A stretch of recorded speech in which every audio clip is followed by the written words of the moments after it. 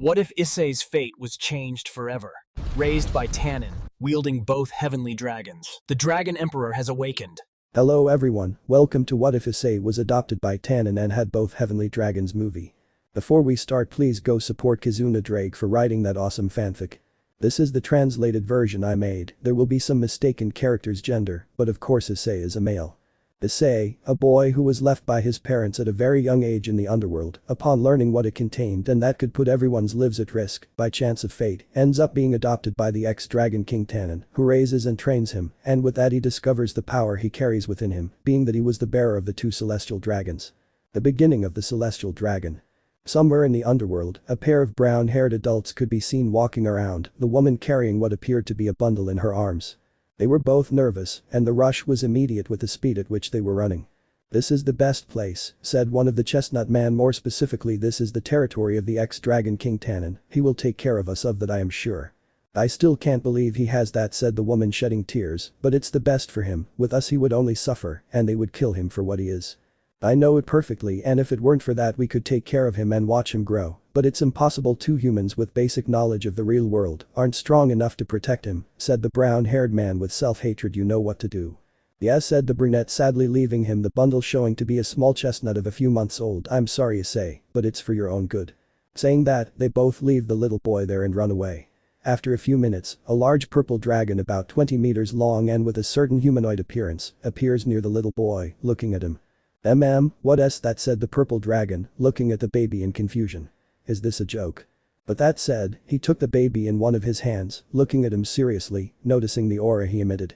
"Perhaps no, that's impossible, both can't be inside a single carrier," said the purple dragon incredulously. "Whatever, this child can't stay here, and if he is what I think he is, he will be a great danger to everyone if he doesn't know what he is." Saying that he decides to leave, but before doing so a Reteed appears in front of him through a magic circle. "Tannen," said the Reteed looking at him. "What's wrong Surzich's Lucifer?" asked the one called Tannen looking at him seriously, hiding the little one. "What do you need from me?" "The usual Tannen," said the serious Reteed. "Ajuka needs your presence as usual." "I see Surzich's Lucifer, I'll go later," said the dragon seriously. "I have some matters to attend to first." "I see, and it's about that baby you're carrying?" the Reteed asked seriously. "Something like that Surzich's Lucifer," said the dragon seriously. "So if you excuse me. Then you'll tell me about your new discovery," Tannen said the Reteed smiling without further goodbye. Saying that the Reteed disappears. Said the dragon looking at the baby, seeing that with him came a note with his name Issei. "Well little one, now you are one of my children." Time skip 12 years. In some mountains of the underworld you could see how a purple dragon was flying through the sky while throwing large flames towards a child who had red armor with a pair of dragon wings as well as golden touches. "Issei has improved," said the purple dragon, being Tannen, smiling while throwing several fireballs, "just as I expected from my son.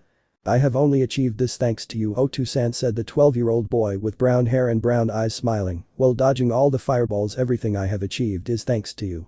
Saying that, he launches several bursts of power which stop the fireballs, creating a smokescreen through which the boy jumps and hits the dragon in the face, throwing him backward.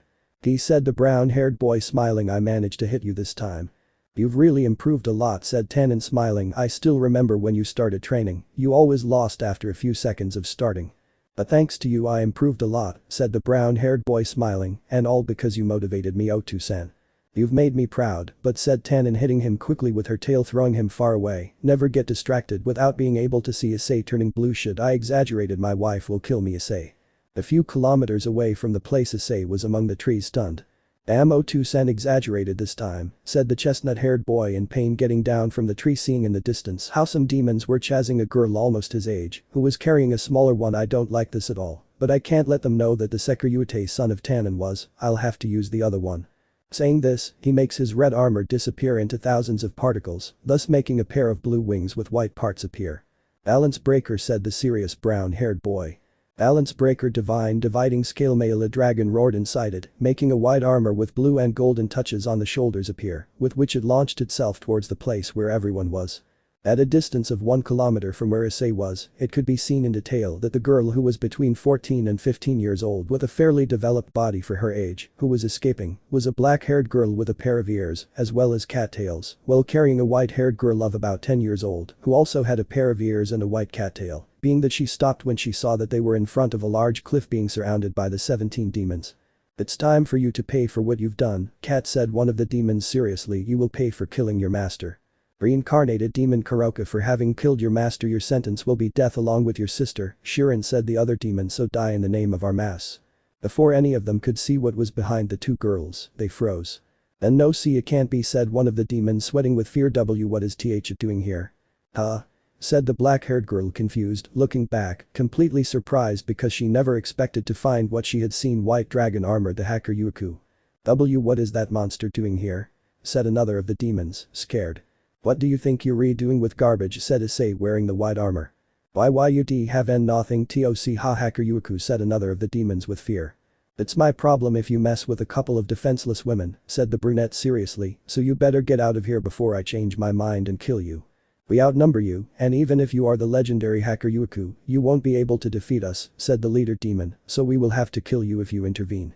So you want to oppose my request, huh, said the brunette seriously, raising one of his hands to his chest. Are you still thinking that?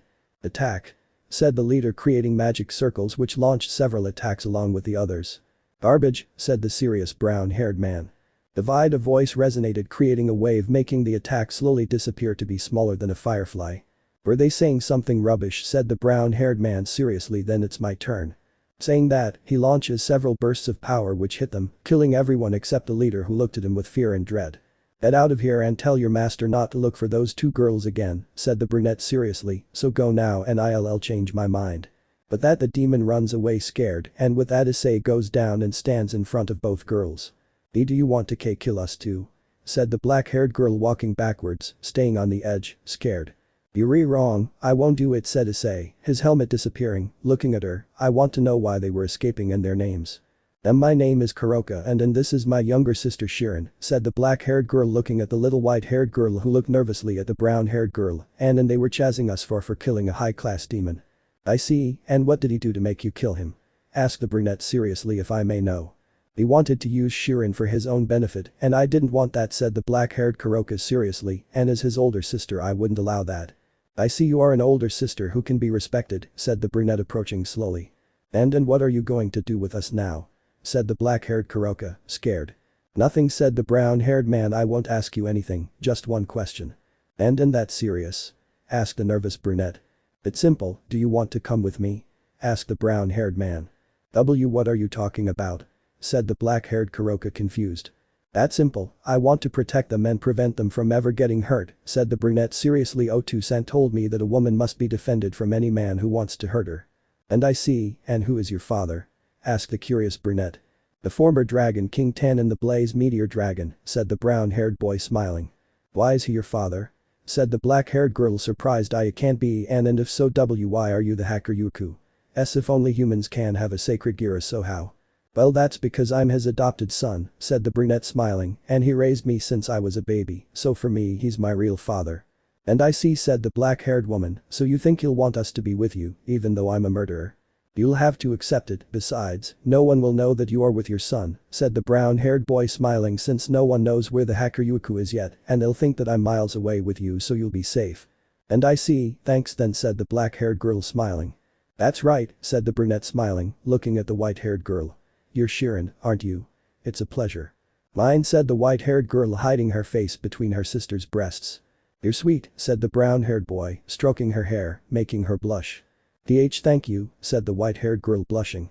Very well going, said the brown-haired man, his white armor disappearing to reveal the red one. What?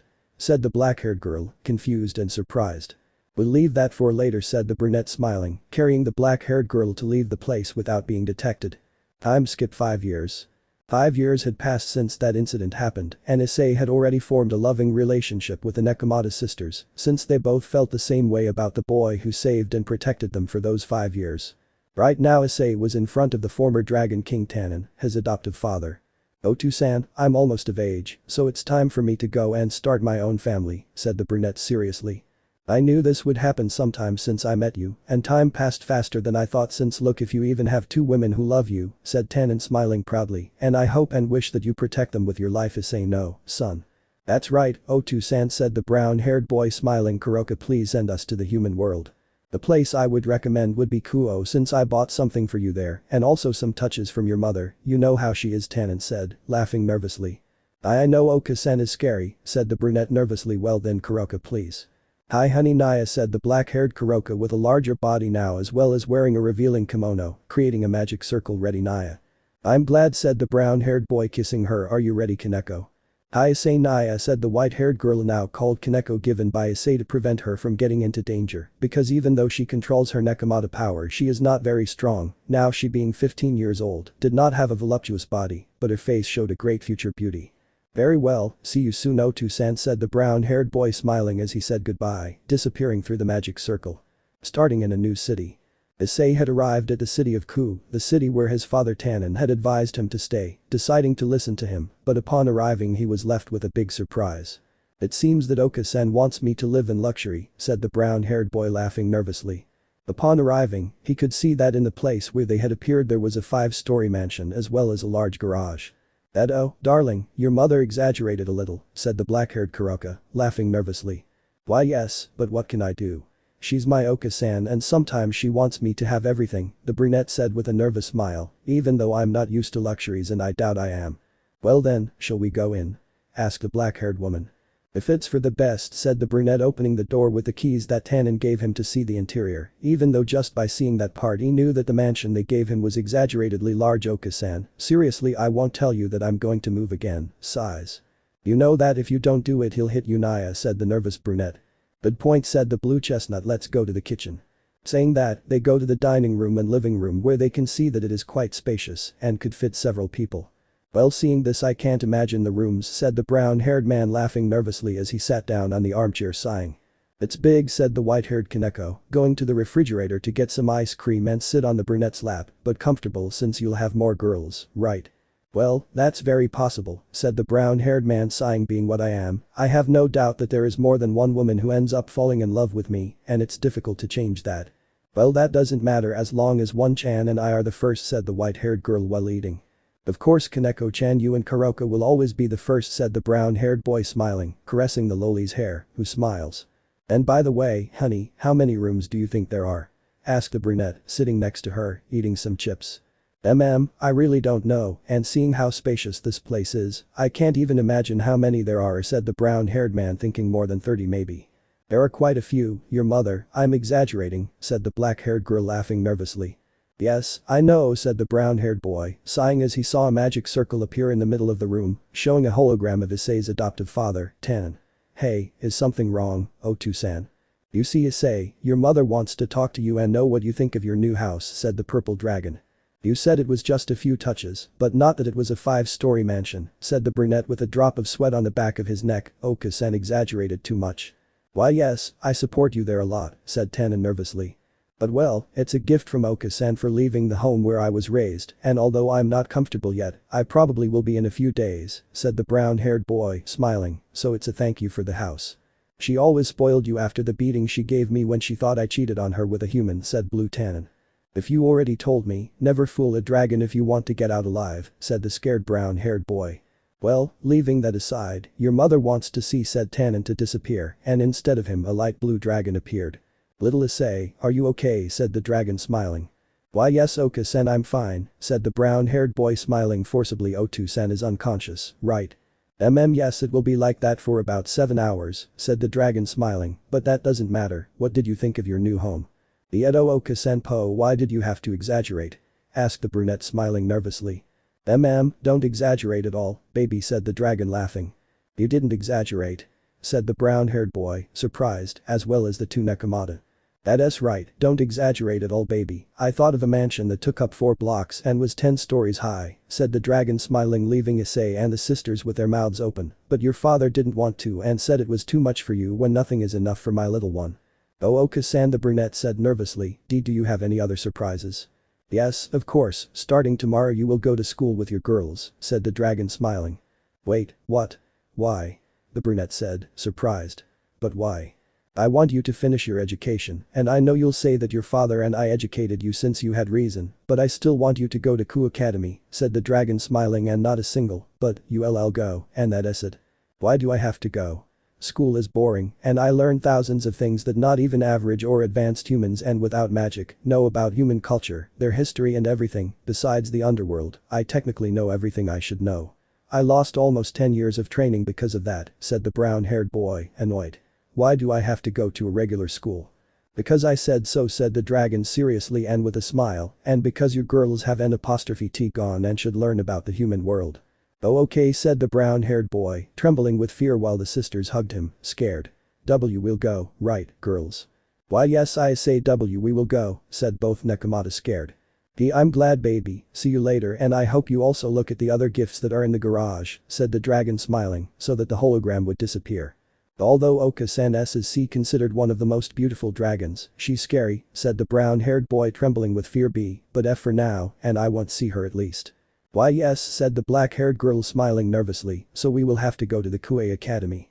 If it's Oka-san's obligation and you know that she can't be denied anything, said the brunette sighing, but well, I'll go see what she left in the garage, although seeing that she left me this place to live and that her original idea was crazy, I can't imagine what she left me. If it's true, said the white-haired girl getting off the brunette's legs, let's go see. Very well, and you, Kuroka? Asked the brunette. I'll pass, I know what she brought you, or so I think. I'll also go see the other rooms and eat something, said the black-haired girl yawning after a nap. Sleep well, said the brunette smiling, giving the brunette a kiss on the forehead to take the white-haired girl to the entrance of the garage. What could she have left? Saying that he opens the garage to see something that left him even more open-mouthed. Oka-san, stop giving me luxurious things. The brown-haired boy shouted upon seeing what he never expected. Why do I have a mother like that? Inside you could see the vehicles being the most expensive in the human world. Lamborghini Sesto Elemento valued at $2.2 million. Ferrari F60 America, which had a value of $2.5 million, only 10 existed. Pagani Huayra BC valued at $2.6 million and 20 of them in existence. Bugatti Chiron valued at $2.7 million. Ferrari LaFerrari FXXK. Valued at $2.7 million and only 20 left. Koenigsegg 1 valued at $2.7 million and only 6 available. Bugatti Veyron Sport valued at $3.4 million. W Motor Lycan Hypersport valued at $3.4 million. Lamborghini Veneno priced at $3.5 million. Koenigsegg CCXR Trevita worth $4.8 million, only having 3. How did Oka-san manage to get them, said the brown-haired man looking at them in surprised detail, if there are only less than 20 of some in existence, and of this Koenigsegg CCXR Trevita there are only 3, but how the hell did he get it? Your mother is a strange woman, Issei, said the white-haired woman, finding a note which she gives to Issei. What does it say? Says Issei, I hope you like your gifts and that you are not going to sell them, because if you do I will leave you like your father when he found out that I went for each one of them. Sincerely, your mother, said the brown-haired boy reading the letter while sweating. Apparently I will have to use each one of these cars and I can't sell them or it will kill me. It's scary, said the white-haired girl, scared. What will I do with the 10 most expensive cars in the world? Said the brunette, shaking his head. I'm not one of those who boasts, damn it, since it was a gift from my mother and I have to respect that. Let's go back inside, said the white-haired girl, pulling the brown-haired girl. I'm bored. Good, said the brown-haired boy smiling.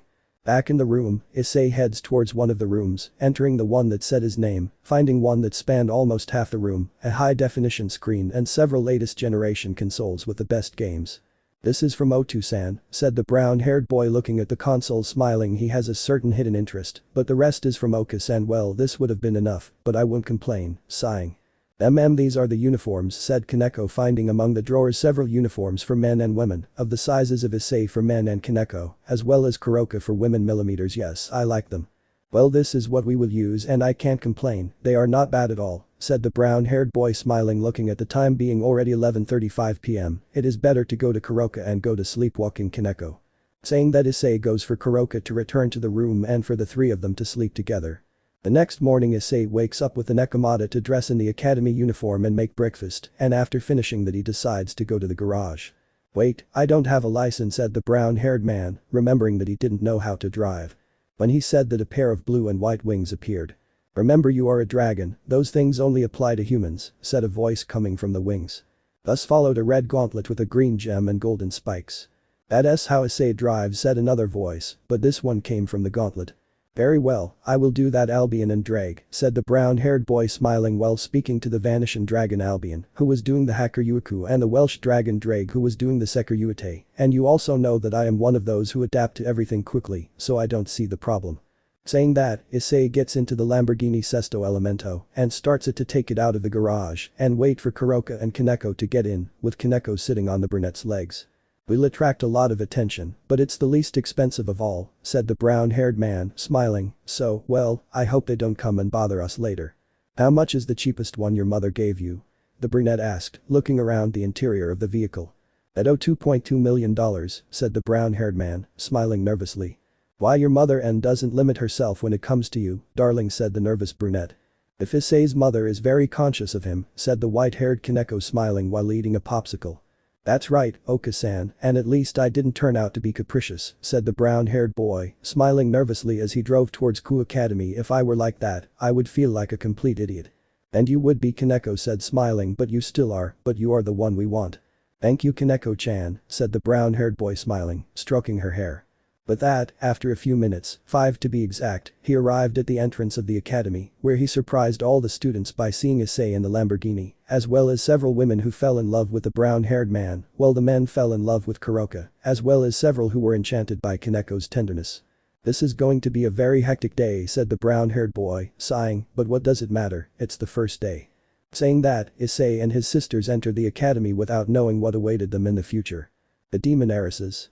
Now Issei was on break after his first day at school, being on campus with Kuroka and Kaneko. The latter was sitting on his lap while eating a chocolate.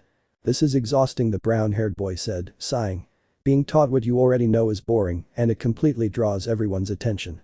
Saying that, he looked around him as a large group of students were eating, all of whom were staring at the group of 3.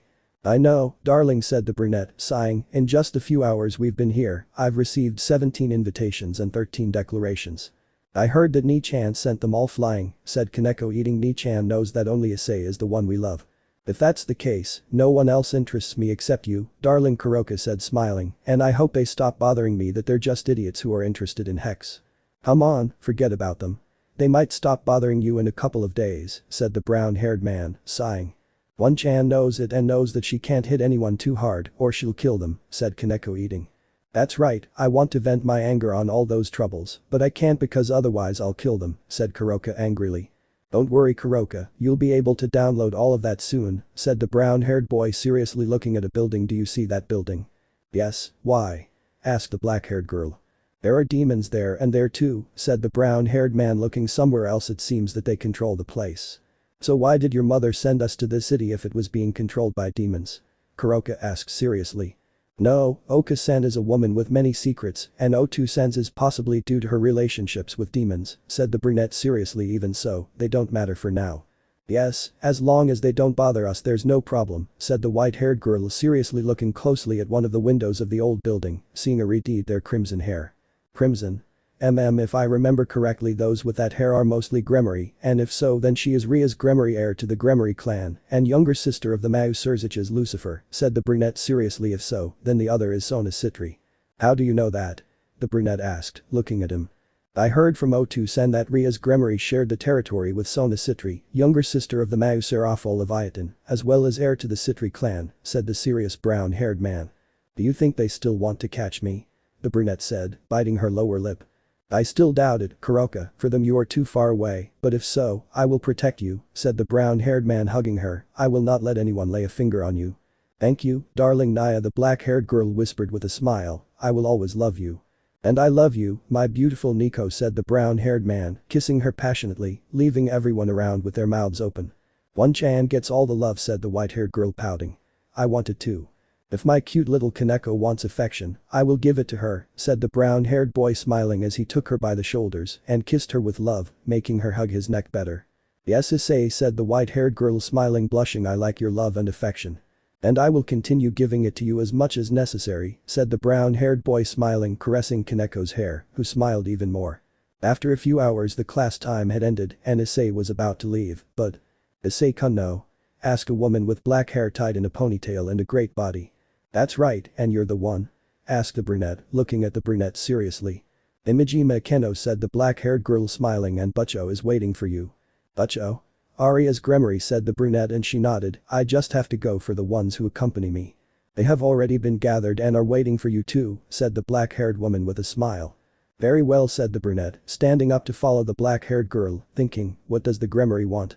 With that, after a few minutes they arrived and entered the old building, where Issei could see Ariti at the desk, as well as a blonde serving her something with a smile.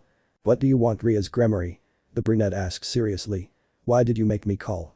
Take a seat Issei-kun said the Redeed smiling. Onisama told me a little about you, and as you know I am Ria's Gremory, heir to the Gremory clan. I know, and what do you want?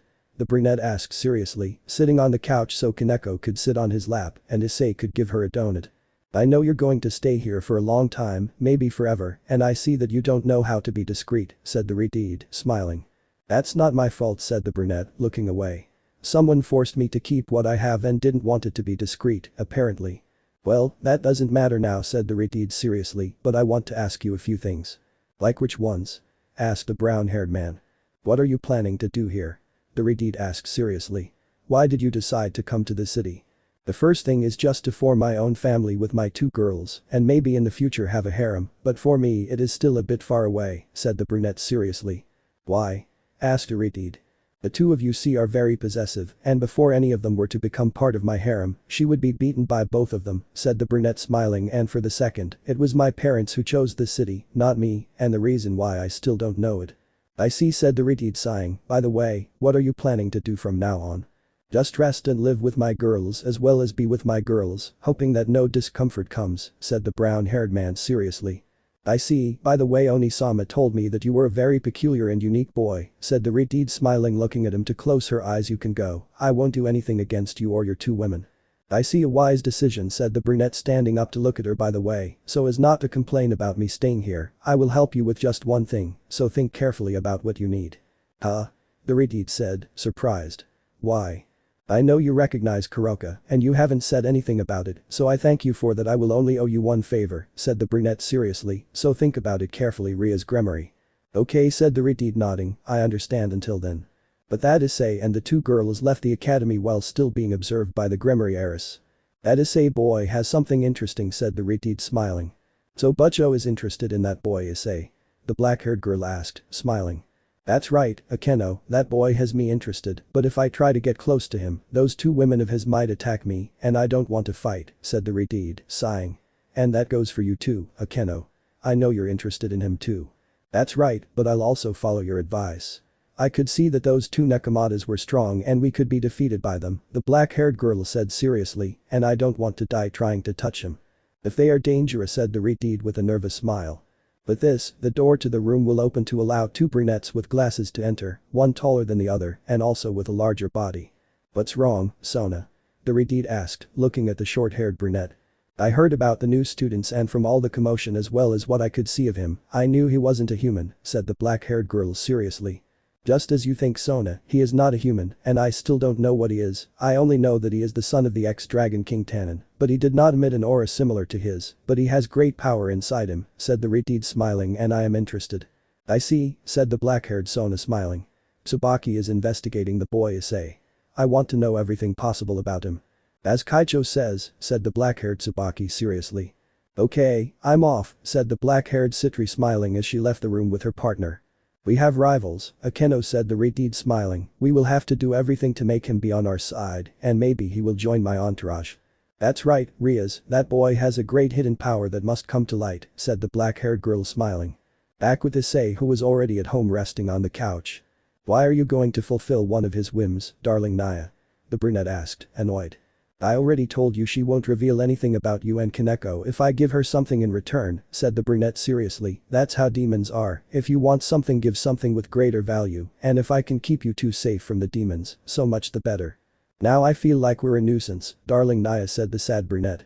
Don't say the Kuroka said the brown-haired boy smiling to put the Nekomata on his legs, you 2 are the women who matter most to me, and you will never be a bother to me. I know, darling Naya, I'm sorry for being like this sometimes said the black-haired girl smiling to kiss him, even though you have marked me, I still doubt, I'm an idiot Naya. But I still love you Kuroka said the brown-haired boy smiling. Ni-chan, don't take my seat, said the white-haired Kaneko with a pout while holding an ice cream she took from the kitchen. Get down. Don't be like that Shirin, you know I want to sit here too, said the black-haired girl smiling. It's not just yours. Get down, said the white-haired loli, leaving the ice cream in Issei's hands to forcefully lift Kuroka up and put her on the ground to quickly sit on Issei's legs, as well as taking out her Nekomata ears and tail. It's my place and mine alone. Shirin is very possessive of your legs, said the black-haired girl smiling, but because of that she is still too young to do it repeatedly, and that is why she gets like that. You know I don't like to force her, said the brunette, caressing the hair of the white-haired girl who was smiling and eating the ice cream, and since I can't do it much with her, she focuses all her desires on being possessive with my legs, taking them as her property. I know, said the black-haired girl smiling, although sometimes I want to be there for you, know, Naya, adultings Naya. Yes, I know very well, and when that happens I'm all yours, said the brown-haired man smiling, but while they are hers. And what favor do you think the Gremory asks of you? Kuroka asked, sitting next to her. Most likely it's an arranged engagement, said the brown-haired man seriously. That's common among demons, and some don't think it's fair, and they challenge whoever they're engaged to, in order to show that they won't marry just anyone. In most cases the man wins, although there are cases where the woman's power or her skills as well as tactics give her victory, and she avoids getting married. So you think that's why she called you? The brunette asked. There are great possibilities, another of them is that he asks me to join his entourage, something that I will completely deny, said the brunette seriously. I will not be of use to anyone, nor will I be anyone's toy. I'm glad, said the white-haired girl while eating. She's interested in you and I won't let her get close to her. She'll want my seat and I won't give it to her for anything in the world. Even if she becomes one of my partners, you will always have this seat and no one will take it away from you, Kaneko-chan, said the brown-haired man smiling. It's only yours and no one else's. Yes, only mine, said the white-haired girl smiling, finishing her ice cream. Yes, said the brown-haired man smiling, looking out the window to sense how something would happen in the future. I feel that they will collect that favor from me faster than I thought. Huh? Said the confused brunette. I feel an extra demonic power. That power is high class. That's right, and he's near Gremory, maybe he's her fiancé, said the brunette seriously. It seems I'll have to act soon. The true celestial dragon vs idiot phoenix. Now Issei was in the living room of his house thinking about several things and more about what he said the day before to Ria's Gremory. It's quite possible that she'll ask me for a favor today, said the brown-haired man thinking, but who will I have to beat? Are you still thinking about that, honey Naya? The brunette asked, approaching. That's right, Kuroka, said the brunette seriously. I know what favor she's going to ask me, but I have to know who I'm going to face. So she's forcibly engaged, Naya? Asked the black-haired Nekomata. That's right, said the brunette seriously. I could feel an extra aura in the school, and it wasn't from the Gremory apart from being from a man. I see, Naya, said the Nekomata, understanding and hugging him, but no matter who it is, you can do it because you are invincible, Naya. You know I'm not Kuroka, but thanks for that, said the brunette smiling. Getting ready to go to the academy today might get a little more interesting in the end. But that Issei along with Kuroka and Kaneko left the residence to head to the Ku Academy, and after a few hours of no importance Issei along with the two Nekomata were heading towards the old building, where upon entering he could find a blonde man between the 20 who had a red suit as well as several buttons on his chest, unbuttoned showing an air of grandeur. Who are you, brat, and what are you doing here? Said the blonde, looking arrogantly at the brunette. This is no place for stupid weaklings and bucking virgins. So why are you here? The brown-haired boy asked, making Ria's and her queen laugh. Damn human. The blonde said furiously, launching himself at him, trying to hit him with his flaming fist. But when he tried to do it, Issei grabbed his arm to break it and kick him and throw him to the ground, putting his foot on the blonde's face. Be quiet, insect, said the brown-haired man seriously, showing a smile and increasing his strength, or do you want to die? They all let go of me. The blonde cried in pain to show a smile. You fell. But that he grabbed Issei's leg and twisted it to throw him and get on top of him and hit him several times in the face. Not bad for an idiot, said the brunette smiling, stopping both fists, but you still have a long way to go. Saying that, Issei headbutts him, disorienting him for several minutes, and then uses his legs to get him off of him. Not bad, human, said the blonde with a slight gasp, smiling. What is your name? Issei, and your name, Devil-chan? Said the brown-haired boy, smiling with a slight gasp. The great Razor Phoenix, heir to the Phoenix clan and Ria's Gremory's fiancé, and I hope you don't forget, said the blonde smiling. I see, said the brown-haired boy smiling. Ria's Gremory, you want me to fight him to break your engagement, right? Yes, that's right, said the retard, surprised by the short fight they had and seeing that he could be on her side. I see, it sounds very interesting, said the brown-haired man smiling. I doubt you'll beat me if you face me like that, human, said the blonde smiling, since I wasn't even using 5%. Have you used that much? Said the brown-haired man, not caring. I haven't even warmed up. Bastard. Said the blonde, annoyed, throwing himself at the brunette. Come here, rooster, let's see what you're made of, said the brown-haired boy smiling as he jumped in. Stop it, said a woman, hitting them both on the head. The Hellraiser said, annoyed to see the woman nervously. What are you doing here? Razor Sama, you are forbidden to fight in the human world, much less against him, said the woman who was a silver-haired woman with 4 braids and a maid dress that did not show her voluptuous body, but was still noticeable. What are you talking about, Graphia? The Redid asked, confused. Lucifer Sama assumed that you would call Issei Sama to cancel your engagement, said the silver-haired woman seriously. How does the Mayu Sama know this human? The blonde asked, confused. Razor Sama better start showing him respect, said the silver-haired girl seriously. He is the adopted son of the former Meteor Dragon King Blazer Tannen, Issei Blazer. What? He shouted, surprised and confused at the same time. Besides being the legendary Sekiryuite, said the silver-haired girl, surprising the demons completely. Is that stupid human the Sekiryuite? Impossible, said the blonde incredulously. Hey, you stupid bucking mother, said the brown-haired boy angrily. What did you say, bastard? The blonde said angrily. What did you hear, faggot? Said the brown-haired man angrily. Wretch, said the furious blonde, sending his fist to hit him. The great little rooster, said the furious chestnut, also sending his fist. Don't fight, said the silver-haired girl, stopping both of their blows. If you want to fight, you'll have to do it somewhere else. Very well, whenever and wherever you want, said the serious brown-haired man. That's right, said the blonde anyway. Both of you will face each other in the pocket dimension that Surzich's Lucifer Sama prepared for you, said the silver-haired girl seriously. Both of you have a wish. I see, said the blonde looking at Kuroka, so if I win I'll keep you women. I see, said the brunette seriously, so if I win I'll stay with Ria's Gremory and her queen Akeno Himejima, just as you leave this place never to show your stupid face again. Okay, it's a deal, said the blonde, smiling. Take me to the place where the fight will be, I'll be waiting for you. Saying that Razor is transported to the pocket dimension. Why didn't you ever say that's who you were? The Redid asked, confused. What would be the point of saying something that they would find out within hours of meeting us? Asked the brunette. And why did you choose us? He has an entourage and you could have taken pieces off him, but you still asked us, so why? Asked the black-haired Himejima, confused and interested. I'm not interested in anything used, besides he set his eyes on you too, and taking away what he wanted sounds better, said the brown-haired boy smiling. Besides he set his eyes on Kuroka, and that's something I won't allow at all. Ara does the Sekiryuite-kun want to mark us perhaps? Said Akeno with a smile. You know, I wasn't thinking of doing it, but it's a very good idea, said the interested brown-haired man. If you come near my Issei you will die, said the white-haired Kaneko, hugging his foot, clinging to him to bite him, while taking out her Nekomata ears and tail. The brown-haired man cried out in pain. I don't know whether to punish you or pamper you, since you're irresistible. Is he a Lolican? The Redid asked nervously. I'm not a Lolican fan, well a little bit yes, but tell me who the hell can resist this extremely cute face? Said the brunette, separating Kaneko from her foot to lift her up and put her in front of him. Naya? Said Kaneko, making a Nico pose. Both demons felt their hearts racing, leading them to their impulses and throwing themselves at the lowly, hugging her, crushing her against their chests. Hawaii. Both demons shouted, hugging her. It's mine. Said the brunette, taking them off and hugging her protectively. Get your lowly, this one's mine. Why are we acting like this? Said the Redid, surprised by what she had done. The power of a lowly's cuteness is overwhelming, said the black-haired Akeno, surprised nothing can match it. You very well, is Issei Sama ready? Asked the silver-haired girl, hiding her blush as well as her desire to hug Kaneko for what she had done. That's right, said the serious brown-haired boy, releasing Kaneko to be transported to the pocket dimension. So this is the place.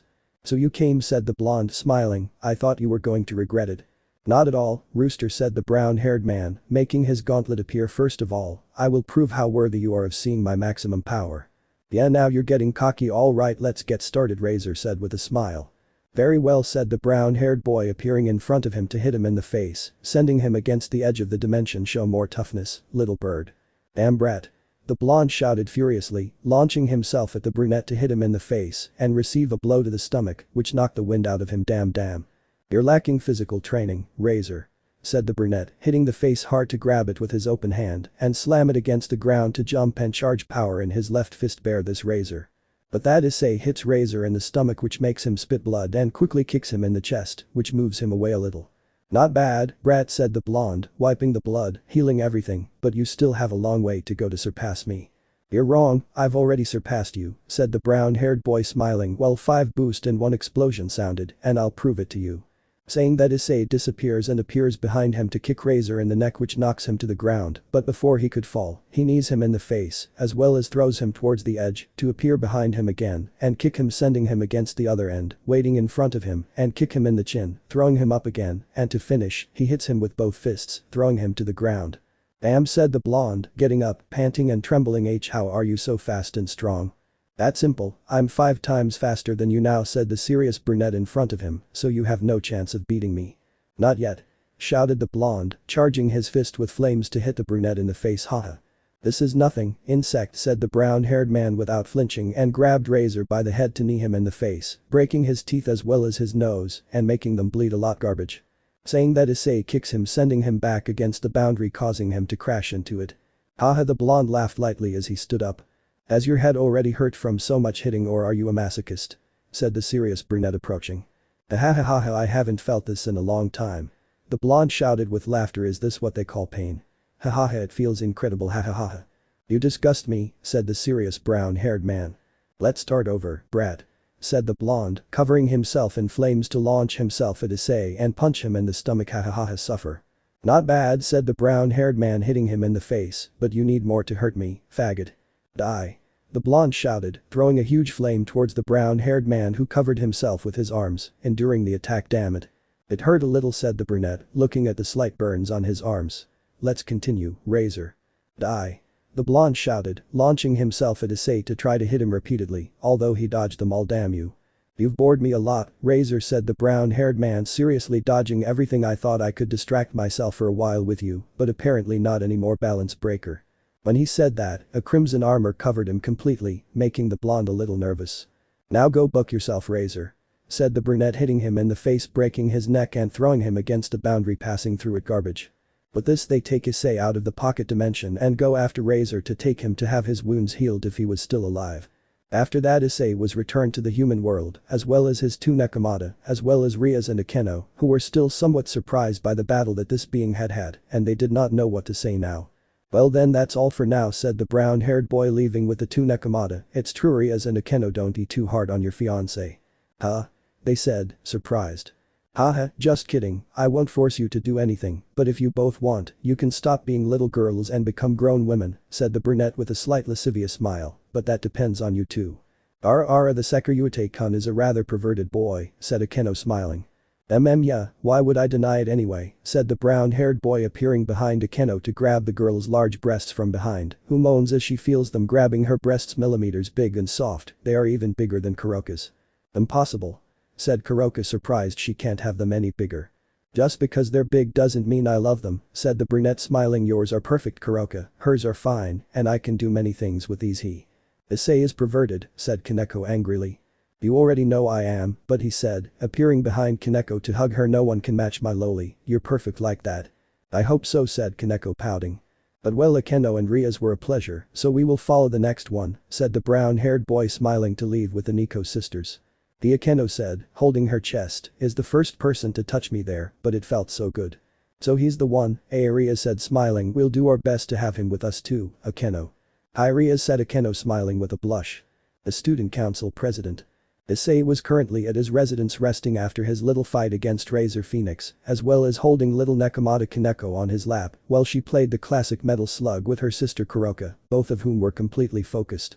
Well, now that the demons know what level I am, they'll be setting their sights on me to try to make me join them, said the brown-haired man, a little annoyed inside.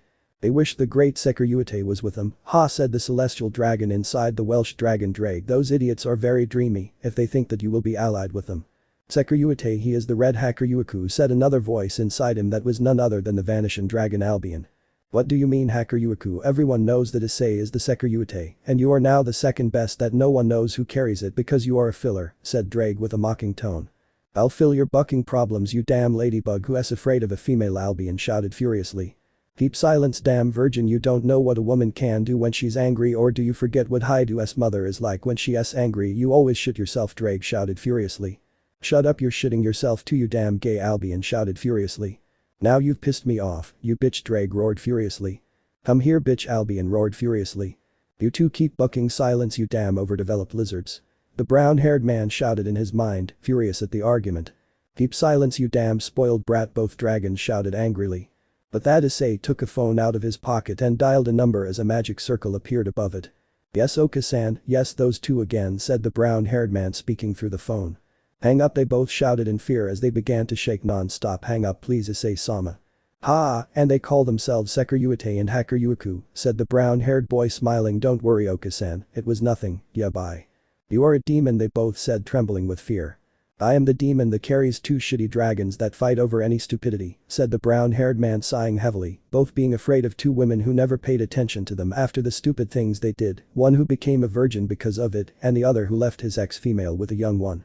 Both dragons remained silent because what the chestnut said was real and they could not give any excuse to get out of that problem.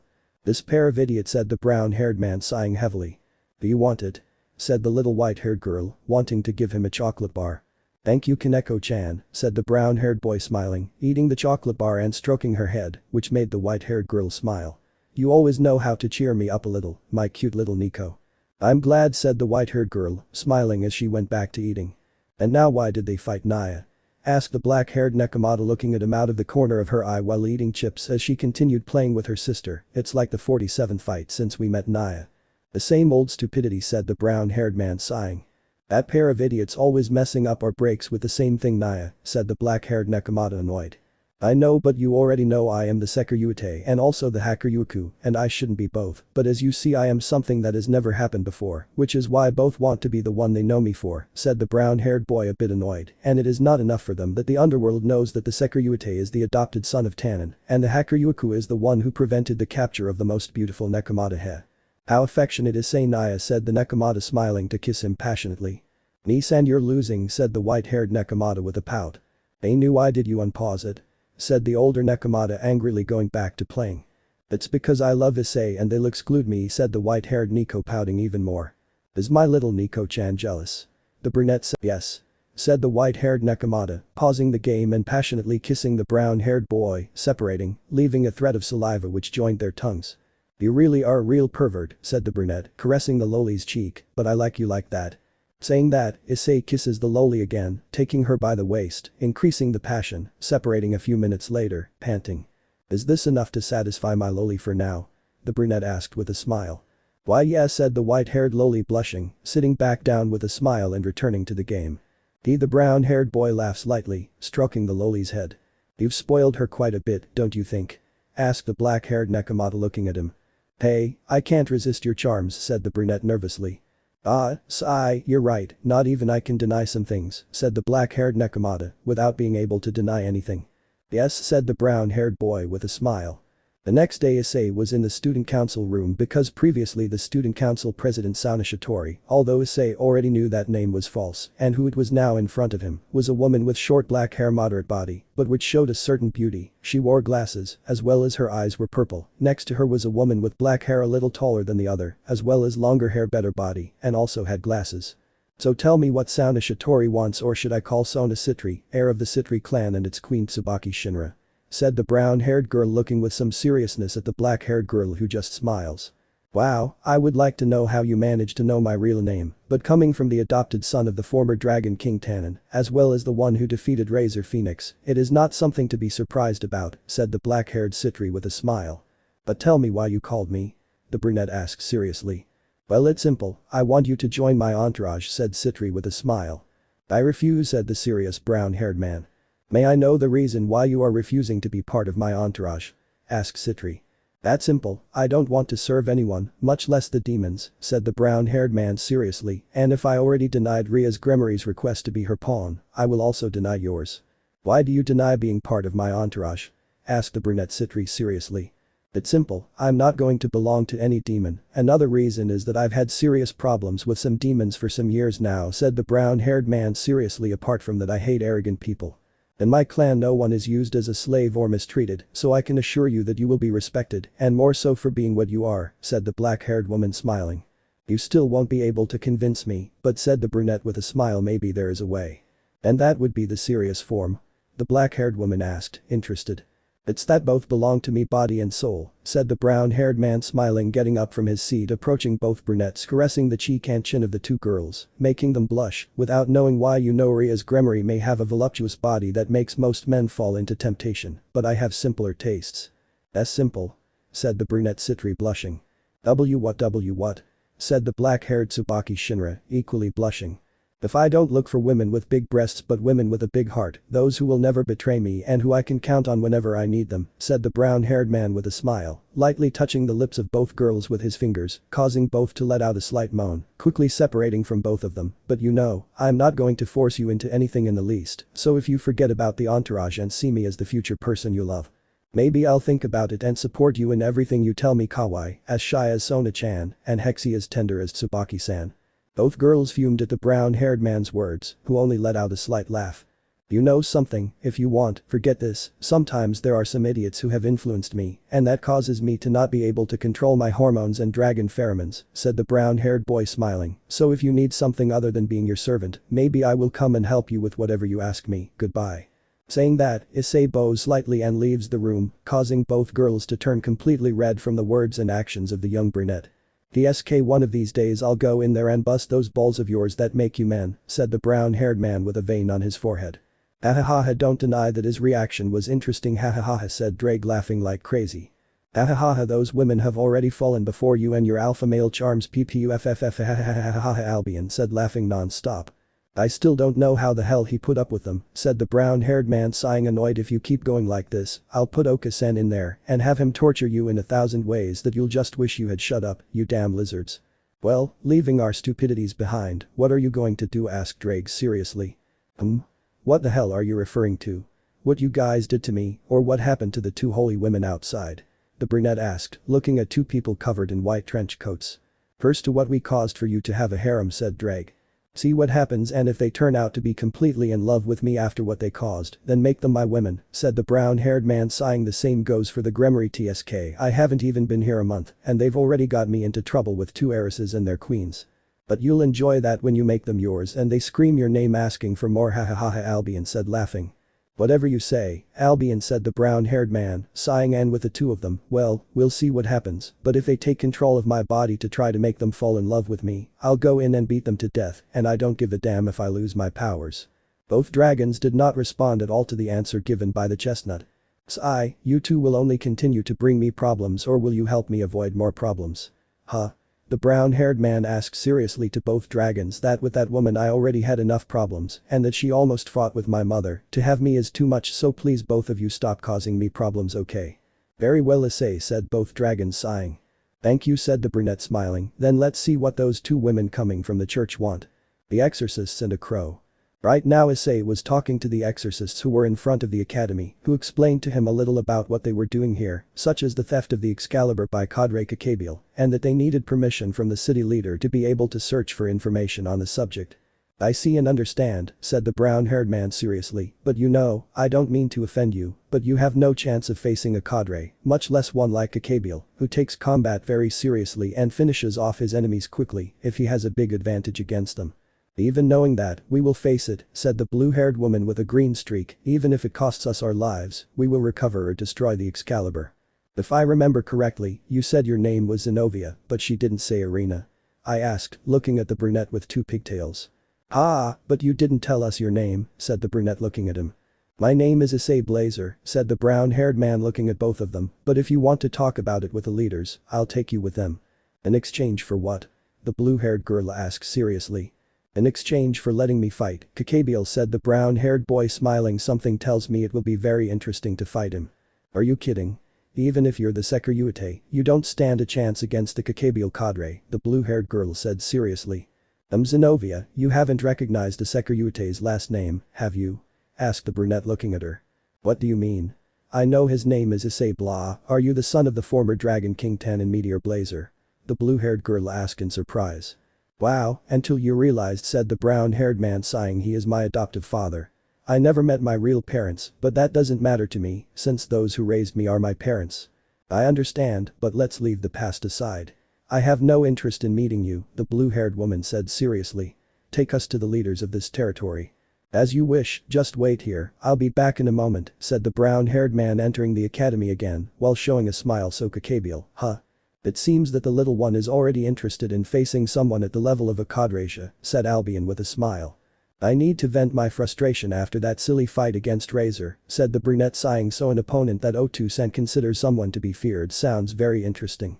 Haha, we are liking this, said Drake smiling. Let's see how the battle of a cadre against our current carrier will be. You guys stop that, I just want to calm my frustration, said the brunette smiling. I want a battle in which I can go seriously for more than 5 seconds. This boy knows, said both dragons laughing. Okay, let's tell all that to Citri and Gremory, said the brown-haired boy seriously. But that essay goes to the student council where he tells Sona Citri all of that, and when he finished he went out with her and his queen Tsubaki Shinra to the occult club where he could see her entire entourage and her sitting in her usual place. Is something wrong, Issei-kun? The Redeed asked, confused, also looking at Sona and Tsubaki.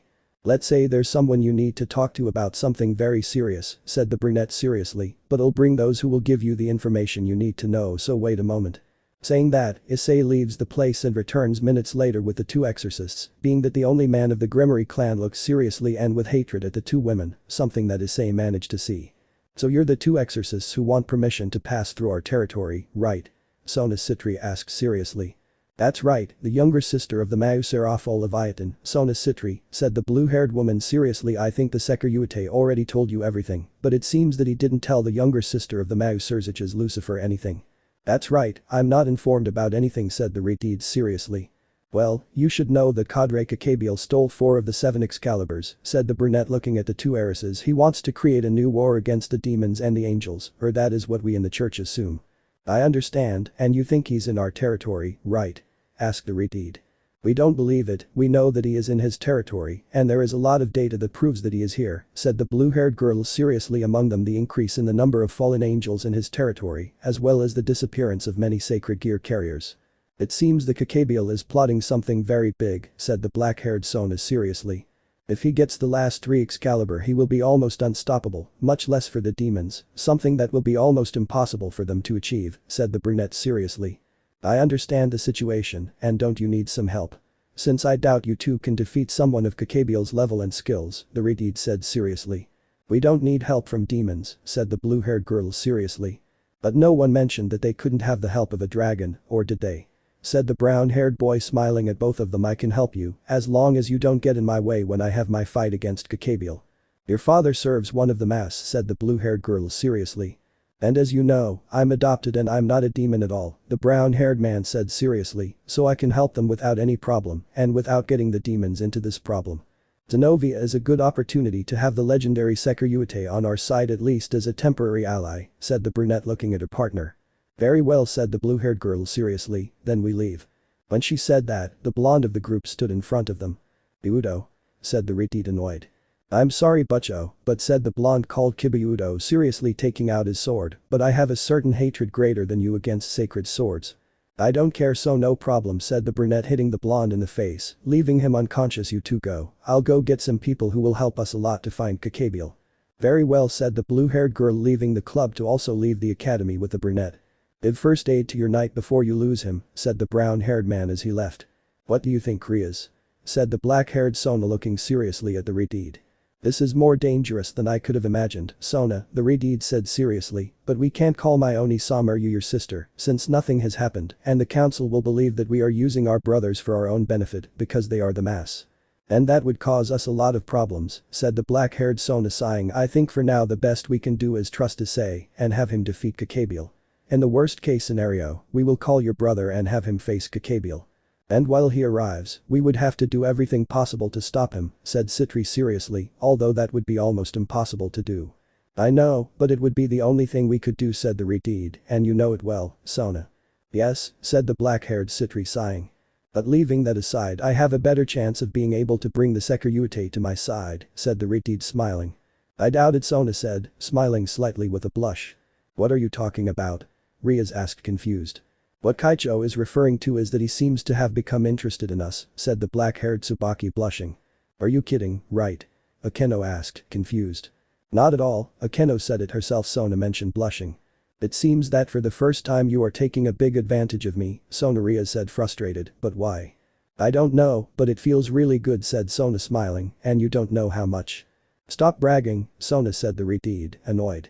You always do it with me, let me enjoy it, said Sona annoyed. Come on Tsubaki, let's go back. Hi Kaicho, said Tsubaki leaving with Citri. "And by the way, before you see another man, you better check the condition of one of your pieces," said the black-haired Sona, looking at the unconscious Kibayudo. "Udo?" Ria said hysterically, remembering her unconscious servant. But this Sei who had already told everything to Kuroka and Kaneko. "So what are you saying, girls?" asked a brunette looking at the Nekomata sisters. "If you want to confront the cadre, we'll go," said Kuroka smiling. "Besides, we can't leave you near those two exorcists or they'll try to seduce you." "Yes, and no one can do it," said the white-haired Kaneko pouting. "No, nobody," said the brown-haired boy, hugging Kaneko while controlling his impulses, "but well, it's time to go." "Hi," both sisters said smiling. The three left the residence to go to Ku Park, where the exorcists were waiting for Issei, where he gave a quick introduction among the four. "Okay, since the four of you already know each other, let's get to the important thing," said the brunette seriously. "So, tell me where you think he might be." "If there was a place where he could be predicted, it would be in an abandoned place," said the serious brunette. "I see, I understand," said the brown-haired man seriously.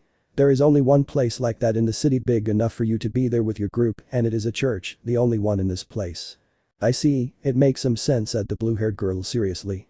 "No one would suspect that an abandoned church would be used by fallen angels. And besides, even if they try to hide it, there is a great amount of magical power near that place," said the serious brown-haired man. "Issei Naya is right, I can feel that there are at least 30 fallen angels, 2 humans and someone of the level of a cadre in there, Naya," said Kuroka seriously. "We will take care of the fallen angels while you take care of the 2 humans," Kaneko said seriously. "One of them must have the Excalibur that you are looking for, so you will take care of that." "Very well, we will take care of them too," said Zenobia seriously. "But are you sure? We can help you if you want, since 30 fallen angels are too many for 2 humans like you," Irina said. "We are not human," Naya said, Kuroka making her 2 tails and Nekomata ears appear just as Kaneko also made her tail and ears appear. "We are Nekomata type Yaokase. And very strong," said the brown-haired man smiling, so much so that it took a whole group of elite demons to almost successfully attempt to capture him. "Almost?" they both asked. "Yes, because I killed almost all of them," said the brown-haired man seriously. "I left only one alive to make it clear that no one was messing with those 2. "So why didn't the heiresses look at you seriously or with concern that you might have tried something?" Irina asked, confused. "That's a little secret of mine," said the brunette smiling. "Besides that, I already returned the favor I owed him by not mentioning them to his brother, and if he wonders what the favor was, it was defeating his ex-fiancée Razor Phoenix." "I understand, then let's continue," Zenobia said seriously. "That if we continue wasting time." "If you're right," said the brown-haired man seriously, "then let's go and finish off Kakabiel and his servants." Meanwhile in the abandoned church, a pale man with black hair and a suit could be seen. "So you've realized where I am," said the pale, black-haired man smiling. "Let's see how strong you are, and that boy is interesting, I can see great power in him." "What are your orders, Kakabiel?" said a fat old man in a priest suit. "Let the fallen angels go and distract them all," said Cadre Kakabiel seriously. "It is an order, and finish them off if you can. When the Excalibur is forged, those who remain can withdraw." "As Kakabiel-sama orders," said the old man, withdrawing.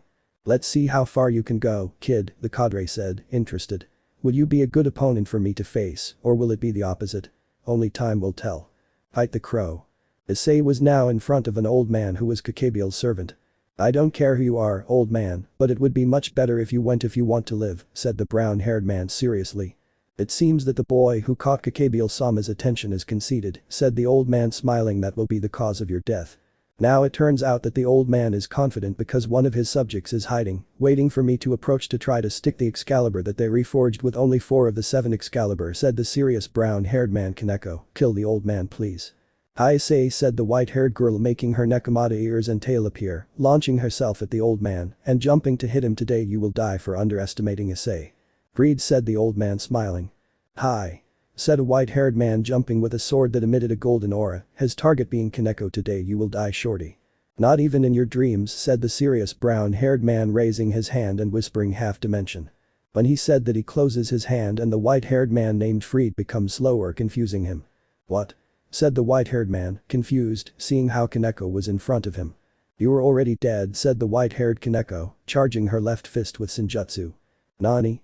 said the white-haired man called Freed, receiving a blow to the face, sending him flying a great distance, and he dropped the reforged Excalibur. "Due to the impact of the blow I will return."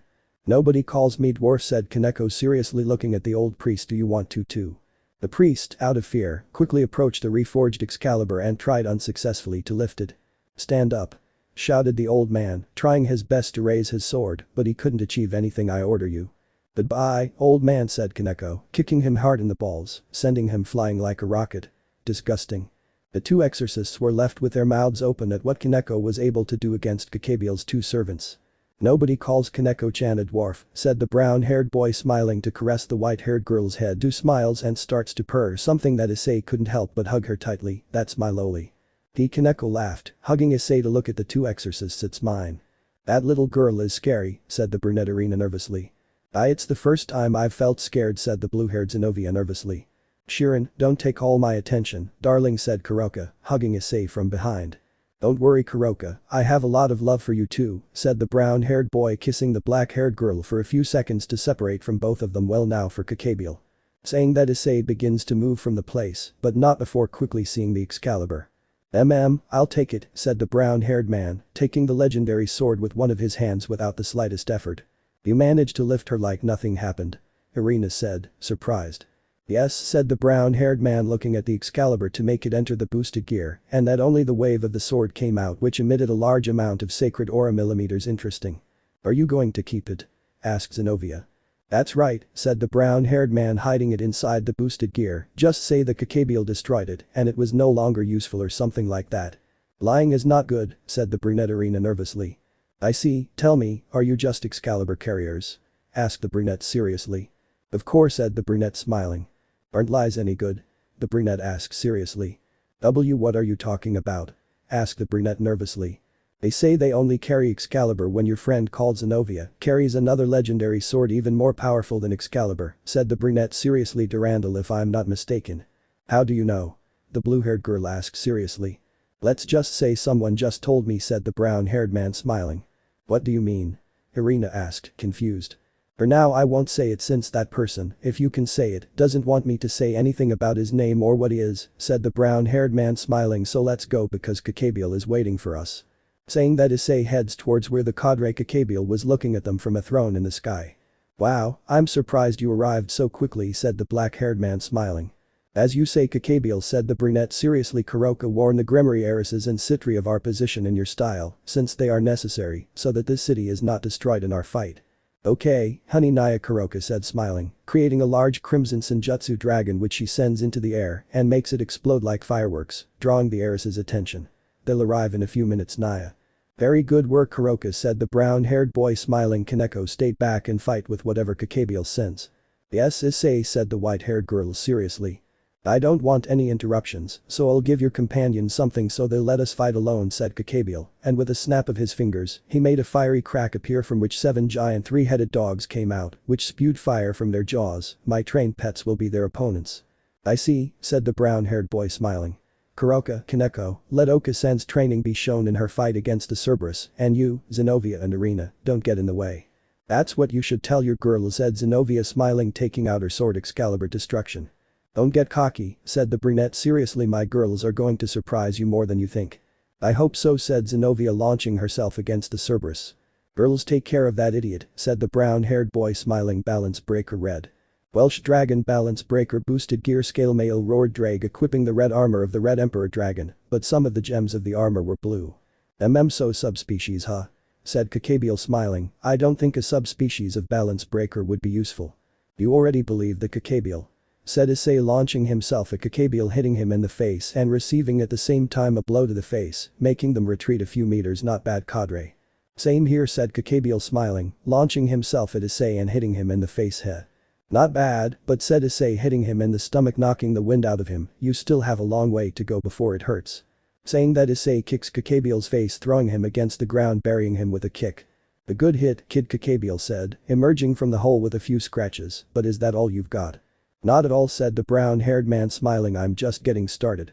I hope so, boy, said the black-haired man, creating 2 swords of light in his hands, launching himself, being propelled by his wings, increasing his speed even more, and hitting Issei with one of his swords. Heh. Not bad, said the brown-haired man, watching as the sword barely touched his abdomen, but there's still more. Saying that, Issei hits Kakabiel's head with both arms, stunning him, then takes him with his arms, headbutting him, followed by kicking him with great force in the left arm, throwing him a great distance. Great, I'm liking this, said the brown-haired boy, wiping the blood off his forehead from the headbutt. Kakabiel is tougher than I thought. He's a cadre, so do n''t underestimate him for the thrill of battle, said Albion seriously. I'm not going to do it, said the brown-haired boy, repairing his helmet to see how the Gremory heiresses and Citri appeared through the forest. You're late, Oju-samas. What's going on? Ria's Gremory asked, watching as one of the Cerberus charged at her at high speed, unable to react in time, just like the Citri heiress and her entourages. Huh?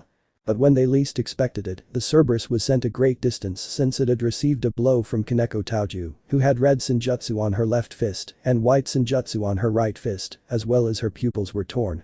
Issei says to make a barrier around the place, said Kaneko, seriously stopping a Cerberus with both arms and sending it flying with a kick, throwing several punches in the air, which transformed into dragons of the respective colors, creating an explosion in the air, leaving the Cerberus somewhat weak now. The Gremory heiresses like Citri heeded the Nekomata's order and created a barrier around the battlefield with their entourage. So they already did it, Naya said, Kuroka dodging without any problem the claws of two Cerberus very well. They are already boring me, so let them die. Saying dod, Kuroka launched 3 balls of blue fire towards the Cerberus, which were incinerated from the inside out, leaving only ashes. The two heiresses, from what they could see of the battle, were completely surprised since they had never seen such skills before. It seems that your pets are being defeated one by one, Kakabiel said, the brown-haired man smiling, looking at the black-haired man who looked at him seriously a few meters away from him. So are you going to leave, or do you want to stay until the last moment and die? I don't think I'll die yet, Kid Kakabiel said, adjusting his left shoulder and fixing his dislocated arm. There's still a long way to go. That's what Kakabiel was hoping to hear, said the brown-haired boy smiling, so let's see what level we reach in this battle. Boost X5. The word boost sounded around the place 5 times, increasing Issei's power even more. Without saying anything, they both collided their fists, creating a large explosive wave, and they collided again with their right fists, followed by them trying to knee each other, but only managing to easily block each blow, and they hit each other again, this time in the face, causing Kakabiel to spit blood and Issei's helmet to break, and they separated at high speed. Dragon shoot, shouted the brown-haired boy, creating a sphere of crimson power which he hit with his left fist, launching a great torrent which Kakabiel barely dodged. Not yet.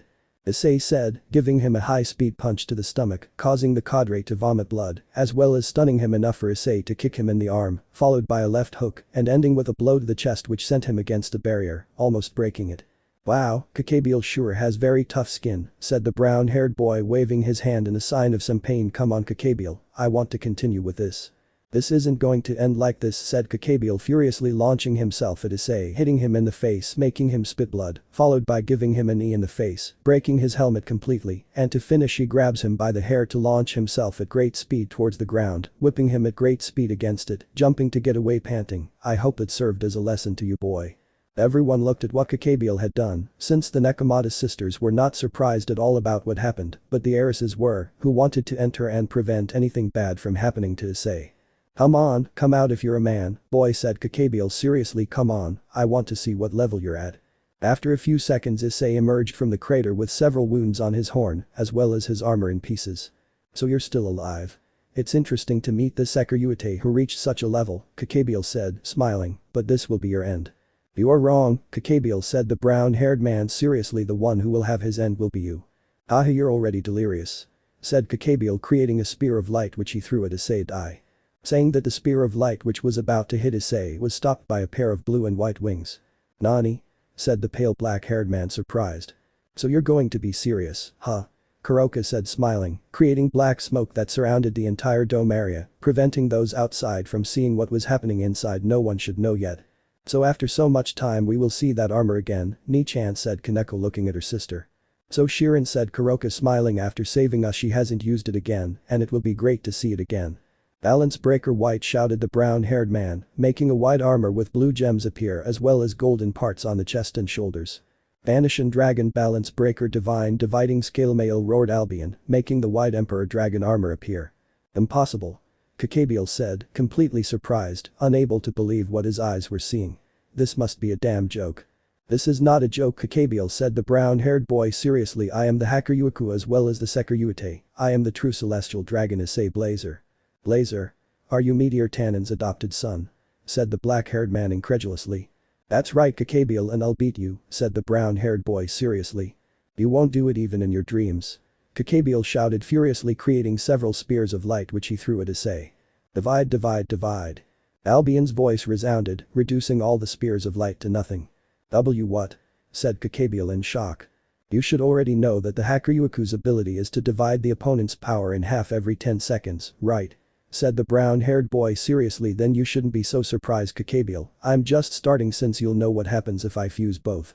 When he said that, his left gauntlet turned crimson with a green gem. Now boosted gear and divine dividing increases and divides your power. Shouted the brown-haired man seriously. Boost x10 divide x10.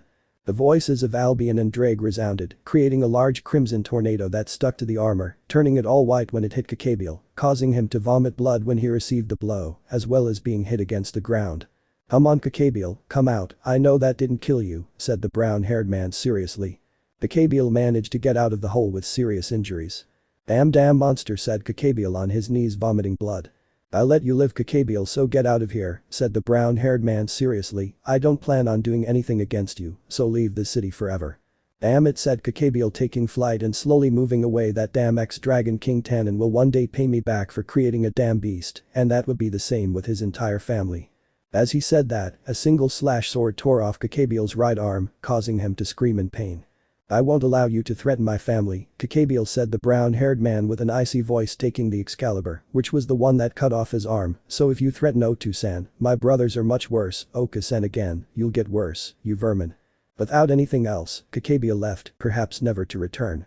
This scum, said the brown-haired man, deactivating his armor and approaching the Nekomata sisters, who hugged him, and the exorcists cleaned the Excalibur of the blood of the two Cerberus they were able to kill. Then you will leave, right?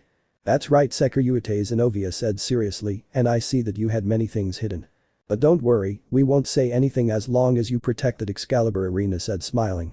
I will do it, said the brown-haired man, looking at the Excalibur. It chose me as its bearer. That's right, said Zenovia, putting away the Excalibur. Then this is goodbye. Apparently so, said the brown-haired man seriously, and by the way, I still have one last secret, but one day you will discover it with your own hands. Both girls were confused but had no choice but to wait for them to figure it out for themselves. Okay, let's go home, I'm sleepy, said the brown-haired boy, yawning. Both Nekomata sisters nodded and left without giving any explanation for now to the Gremory heiresses and Citri. Rivals of the Nekomata sisters. Right now Haidu was in his large garage where he was modifying a new car that had just arrived. Honey, why did you ask your mom for a new car? The brunette asked, looking at the new 2016 red Chevrolet Camaro Coupe she had. And it was just over 2 years ago. I don't understand. Kuroka, I'm just getting into modifications, and you want me to practice with one of the top 10 most valuable cars in the world? Asked the brunette. Well, if you put it that way, it makes a lot of sense, but why did you ask your mother for that one in particular? The brunette asked, bending down. I don't know, I just liked the model when I saw it, and since it's not too expensive I asked for it, said the brunette, coming out with oil on his face to grab a towel and clean his face. Maybe in a few days, this will be modified 100% or maybe not. And why do you want to modify it, Naya? Asked the black-haired girl, confused. Let's just say it will be a pretty entertaining pastime, said the brown-haired man, smiling, so I can use the time I'm not using here. Makes sense, Naya, said the black-haired girl, understanding, but will you still give us our time or not, darling Naya? Of course, said the brunette, smiling, you two are the women I love, so I will give you all the time you need, but I also want to spend some time doing some things for myself. I understand, and I promise that we will give you that, Naya, said the black-haired girl, smiling. Thanks, Kuroka, said the brown-haired boy, smiling. By the way, prepare my favorite food, Onagai, Naya, said the Nekomata, making one of the cutest looks in existence. Isn't that why you came here in the first place? The brunette said, unable to believe it and with a twitch in his right eyebrow. Please, begged the Nekomata. Okay, Kuroka, I'll make your sandwiches, the brown-haired boy said, sighing. Just let me take a shower and I'll come down to make your sandwiches. I love you, darling, said the Nekomata, hugging him to kiss him and leave happy. But what will I do with her? Said the brown-haired man, sighing to show a smile, but I still love her, and that's part of her charm. Saying that, Issei goes to take a shower in his personal bathroom. Well, with the Nekomata sisters, Kuroka was happily sitting on the couch while Kaneko looked at her, confused, eating some popcorn. One-chan, why are you so happy? Asked a white-haired loli, eating popcorn, looking at her sister in confusion. Honey will make me my favorite snacks, the black-haired girl said, smiling. I managed to get her to make them for me.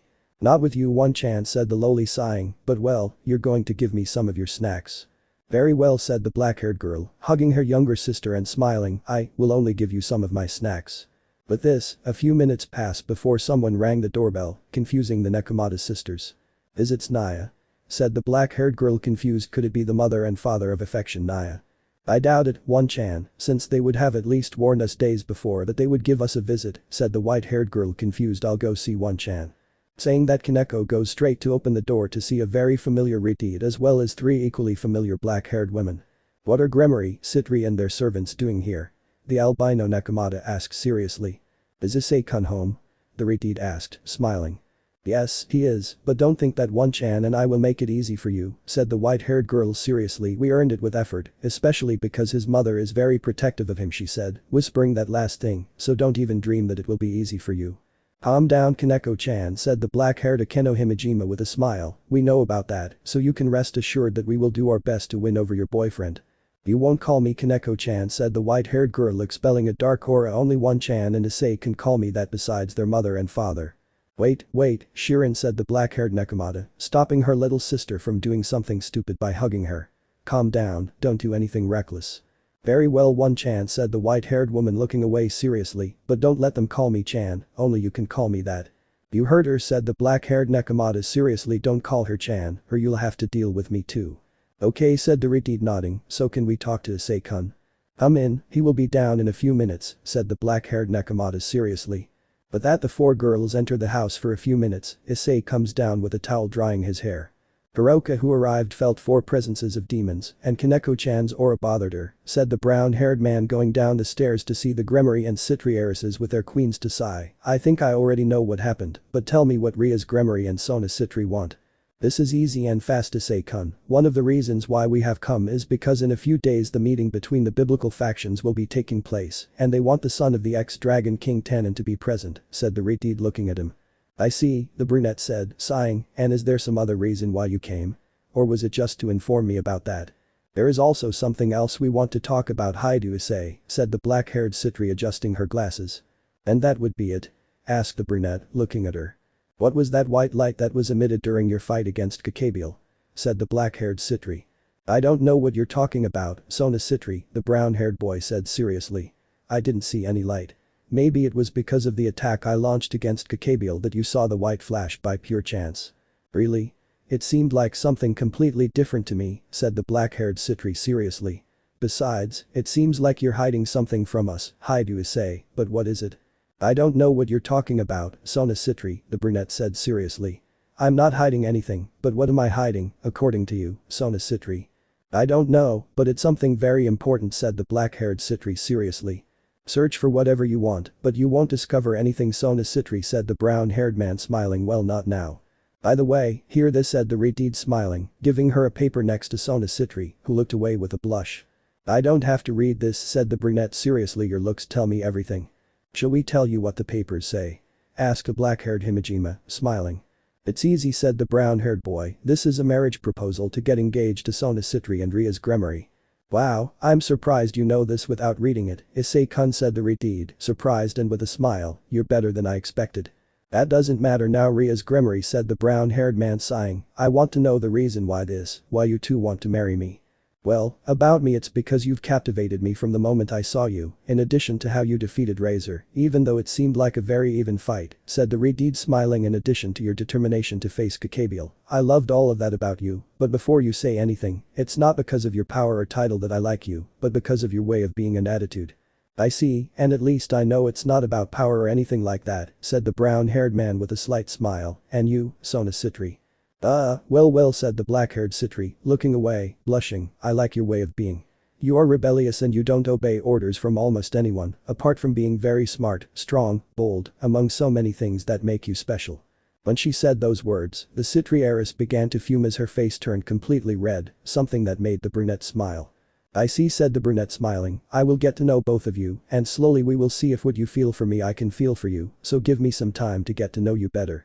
Okay, that doesn't bother me, said the Ritiid, smiling, and I think it's for the best, so we don't have problems in the future. Likewise, said the black-haired Citri, blushing. So what are your maids doing here? Don't tell me you want to go out with me too. The brown-haired man said in a mocking tone, while Sona Citri's black-haired servant, Tsubaki Shinra, blushed and her glasses fogged up, while Ria's Gremory servant, Akeno Himejima, let out a small laugh. Are you serious? I only said it as a joke. Issei showed nervousness due to the reaction that both the Gremory heiress's servants and Citri had. Yes, it seems that Akeno was captivated in a very similar way to me, said the Redeed smiling nervously, or well, at least she fell in love with you for some reason that I can't understand due to our somewhat different tastes. And I see, said the brunette nervously. Let's say that Issei-kun captivated me with his way of fighting, said the black-haired Himejima, putting her hand on her cheek, showing a slight blush and smile. I was fascinated by that side of you. Okay, said the brown-haired boy, completely nervous because of Himejima's attitude. I forgot to say it, Akeno is a sadomasochist, said the Redeed smiling nervously. Well, that explains a lot, said the brunette, relaxing a little to look at the brunette Tsubaki Shinra. So, what's the reason you fell in love with me too? If I may know. Well, it was your bravery, courage, you are quite kind, and your smile makes my heart race, said the Redeed Shinra, blushing as her glasses were fogged up. I understand, said the brunette with a slight smile, the four of you are in love with me, each for a reason that is practically different from one another, and that surprises me a lot. Really? The Redeed said, surprised.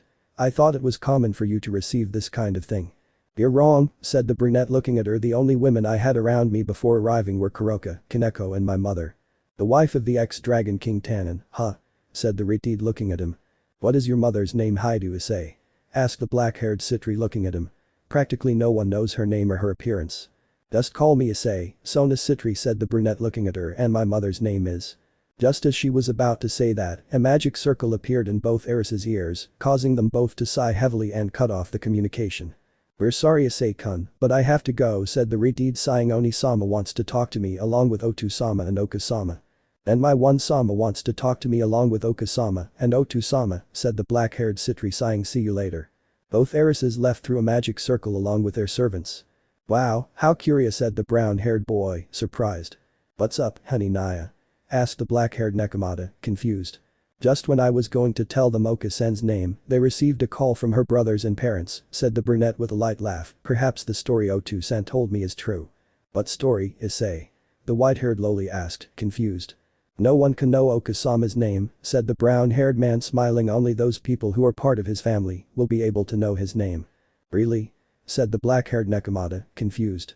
That's right, remember that at first I couldn't say your name for one reason or another until you fell in love with me, and I fell in love with you too, said the brown-haired man, smiling. Now that you mention it, it makes sense, said the loli, understanding we never knew his name until we became your partners. I know, and I still don't believe that's true, said the brown-haired man, smiling. By the way, did they tell you when the faction meeting would be? When he said that, both Nekomata sisters denied it, and a drop formed on the chestnut's neck. It can't be, said the brunette, passing his left hand over his face. We talked about so many things that those two forgot to tell me when it will be, but what does it matter, maybe they'll tell me tomorrow.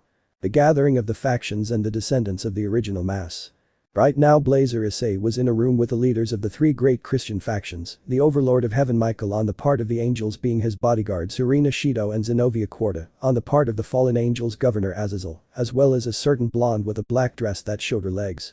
On the part of the demons was Surzich's Lucifer, as well as Seraphol Leviathan, two of the four mass of the underworld, and being their bodyguards Ria's Gremory, along with Akeno Himejima, Kibayudo, and a blonde, wearing the female uniform of the Ku Academy named Gaspar Vladi, of which only those who knew him as well as Issei and both Nekomata discovered that he was a man.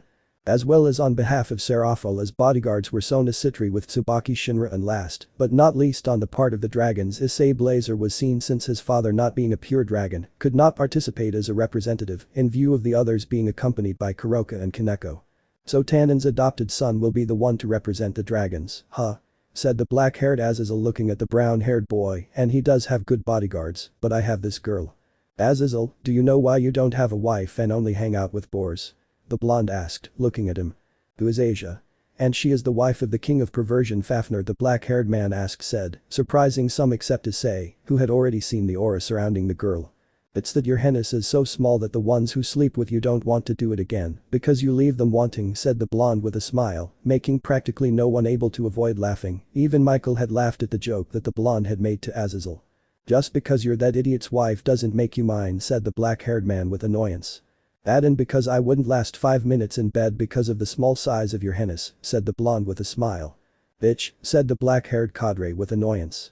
So you are the wife of the Dragon King Fafnir? Said the brown-haired boy, looking at her. That's right, Blazer-san, the blonde said, smiling, and you are the son that his parents couldn't support and left to his fate in Tannen's territory. Those words not only made Issei angry, but also Kuroka and Kaneko, who wanted to beat Fafnir's wife to death. You know something, I investigated about you thanks to Otu-san, and I found out that you were left in a church, and if it weren't for Fafnir saving you after doing the stupid thing of healing a demon right now you would most likely be dead, said the brown-haired man with annoyance. And if it weren't for your parents, you'd be a weakling addicted to tits and more of a virgin than Michael right now, the blonde said mockingly. You know something right now I want to see what you're made of, little girl, said the brown-haired man with annoyance. Whenever you want, fourth-rate little dragon, said the blonde smiling. Issei Blazer, Miss Asia please stop, said the red-haired Surziches seriously right now we are not here for your games, later you can go and settle your business in bed. Fuck you Siskin they both said with great anger, making the Redeed swallow hard from nervousness. They would be perfect husbands, said the black-haired Azazel smiling why don't you leave your husband and go with the boy Asia-chan. How do I explain it to you so it fits in your tiny head? Said the blonde, making a sword appear and stick it a few millimeters from her crotch, showing a tender smile at all times that scared the male leaders of the three Christian factions. If you're going to come to me with your bullshit, I'll castrate you and feed your tiny hennis to the piranhas. Very good Asia-sama said the black-haired man sweating profusely. Now, whenever you want, you can start the meeting without anything unimportant, said the bored blonde I'm only here because this idiot made a contract with Fafnir and since I don't have what he wanted, I'll help him a little, at least as a bodyguard. We understand said the red-haired Surziches nodding. But that said, the meeting of the Christian factions and the Dragon faction started out as if everything was going completely normally from start to finish, however. Unfortunately we don't have the hacker Yuiku on either of our sides, so the decision will fall on Tannen Blazer's son, said the blonde Michael smiling so, what do you say young Blazer-kun? Let there be peace, said the brown-haired man while in his mind, although both celestial dragons are right here. It's obvious that these idiots don't know how to sense auras or longiness Fafnir's blonde wife said with annoyance in her mind. So the meeting is over and the Redeed said, watching Kuroka and Kaneko create Senjutsu while looking at a specific point somewhat far from the leaders. What's going on, Blazer-kun? Because you women are. Leave them Surziches Lucifer said the brown-haired man seriously they know what they are doing and they can sense the kai of all the things present here since there are some unwanted guests. What are you talking about Sekiryute-chan? Asked the black-haired lowly Mau Serapho Leviathan. That simple Serapho Leviathan said the brown-haired man making his gauntlet appear and create a sphere of energy, why don't you four members of the Cow's Bridge get out of there? When he said that, four hooded figures deactivated an almost imperceptible camouflage that hid their presence, but not to the point of deceiving the Nekomata sisters. Who are you? The annoyed Redeed asked seriously. Faker, keep quiet, said one of the hooded men seriously. You don't deserve to talk said the other hooded man, annoyed. A fraud like you should die. As for talking like that, they are demons who only serve those who have the blood of the original mass, said the blonde smiling, what do you think, Blazer-san? So you've come to the same conclusion. Wow, Fafnir's wife surprises me, the brunette said, smiling. And judging by their energy, it's more than obvious who they are. Do you know them, Issei Blazer-kun? Asked the blonde, looking at him. Of course I've never seen them in person, but how do they say there are four of them and they belong to Cow's Bridge? Doesn't it give you any idea? Asked the brunette, looking at him. The descendants of the original mass. Said the black-haired man seriously. That's right, said the serious brown-haired man Beelzebub, Asmodeus, Leviathan and finally the son of the original Lucifer. When he said that the quarters took off their hoods showing a brunette with brown hair being the descendant Leviathan, another was pale-skinned with pointed ears and black hair descendant Asmodeus, the other white-skinned with long brown hair descendant Beelzebub, and finally a man between 40 years old silver hair, as well as showing a smile, it was none other than the son of the original Lucifer, named Rizavum Livan Lucifer. This is getting very serious said the serious blonde. Very well, why don't you ask for an opponent, Fafnir's wife and son of the former Dragon King Tannen? The old albino man said with a smile. Or is it that you don't want to fight us? You know, I'll take care of you and the white one, said the brown-haired one with a smile I'll summon Excalibur. When he said that, a half-meter-long rock appeared and in it was the legendary sword Excalibur, or the one created by one of Kakabiel's henchmen with the stolen fragments, which he took and removed from the stone, emitting a great sacred aura that made all the demons present nervous. Come here, kid said the old albino man smiling as he made a high-level demonic sword appear let's see if that thing can take on a super demon. You're just trash. Shouted the brown-haired boy making a pair of dragon wings appear on his back and launch himself at Rizavum hitting him with his sword, but he stopped him with his demonic sword, making both of them move away quickly. Prusery, go and kill that brat with Rizavum, said the brown-haired man seriously. Very well said the black-haired Asmodeus leaving the place. And who will I face? Asked a chestnut-haired Beelzebub with a smile. I will be your opponent Beelzebub said the blonde with a smile. Fafnir's wife. What can you do? Beelzebub asked without interest. That simple, said the blonde smiling, taking out a small golden spear with a purple gem. Balance breaker. What? Beelzebub said in surprise. This is the armor of the Dragon King, Fafnir said the blonde with a smile, so Beelzebub will wait for you far away from here. Saying that, the blonde appears in front of Beelzebub, hitting him in the stomach and throwing him a great distance away from the place and following him. Then you will be our opponent Naya, said the black-haired Kuroka with a smile next to her sister. We will help you Kuroka-san, said the Reteed next to the black-haired Akeno. Likewise, said the black-haired Citri with her queen Tsubaki. 6 against me? Seems fair if they're high-class demons and 2 Nekomata of the same level, the brunette said with a smile. I hope they give me a good fight. But this Issei who was in a sword battle against Rizavam. Ahaha, you are good Blazer-kun, said the old man with a smile, clashing his demonic sword against Issei's Excalibur, but why don't you use your balance breaker, eh? Just because I don't feel like it, Lucifer.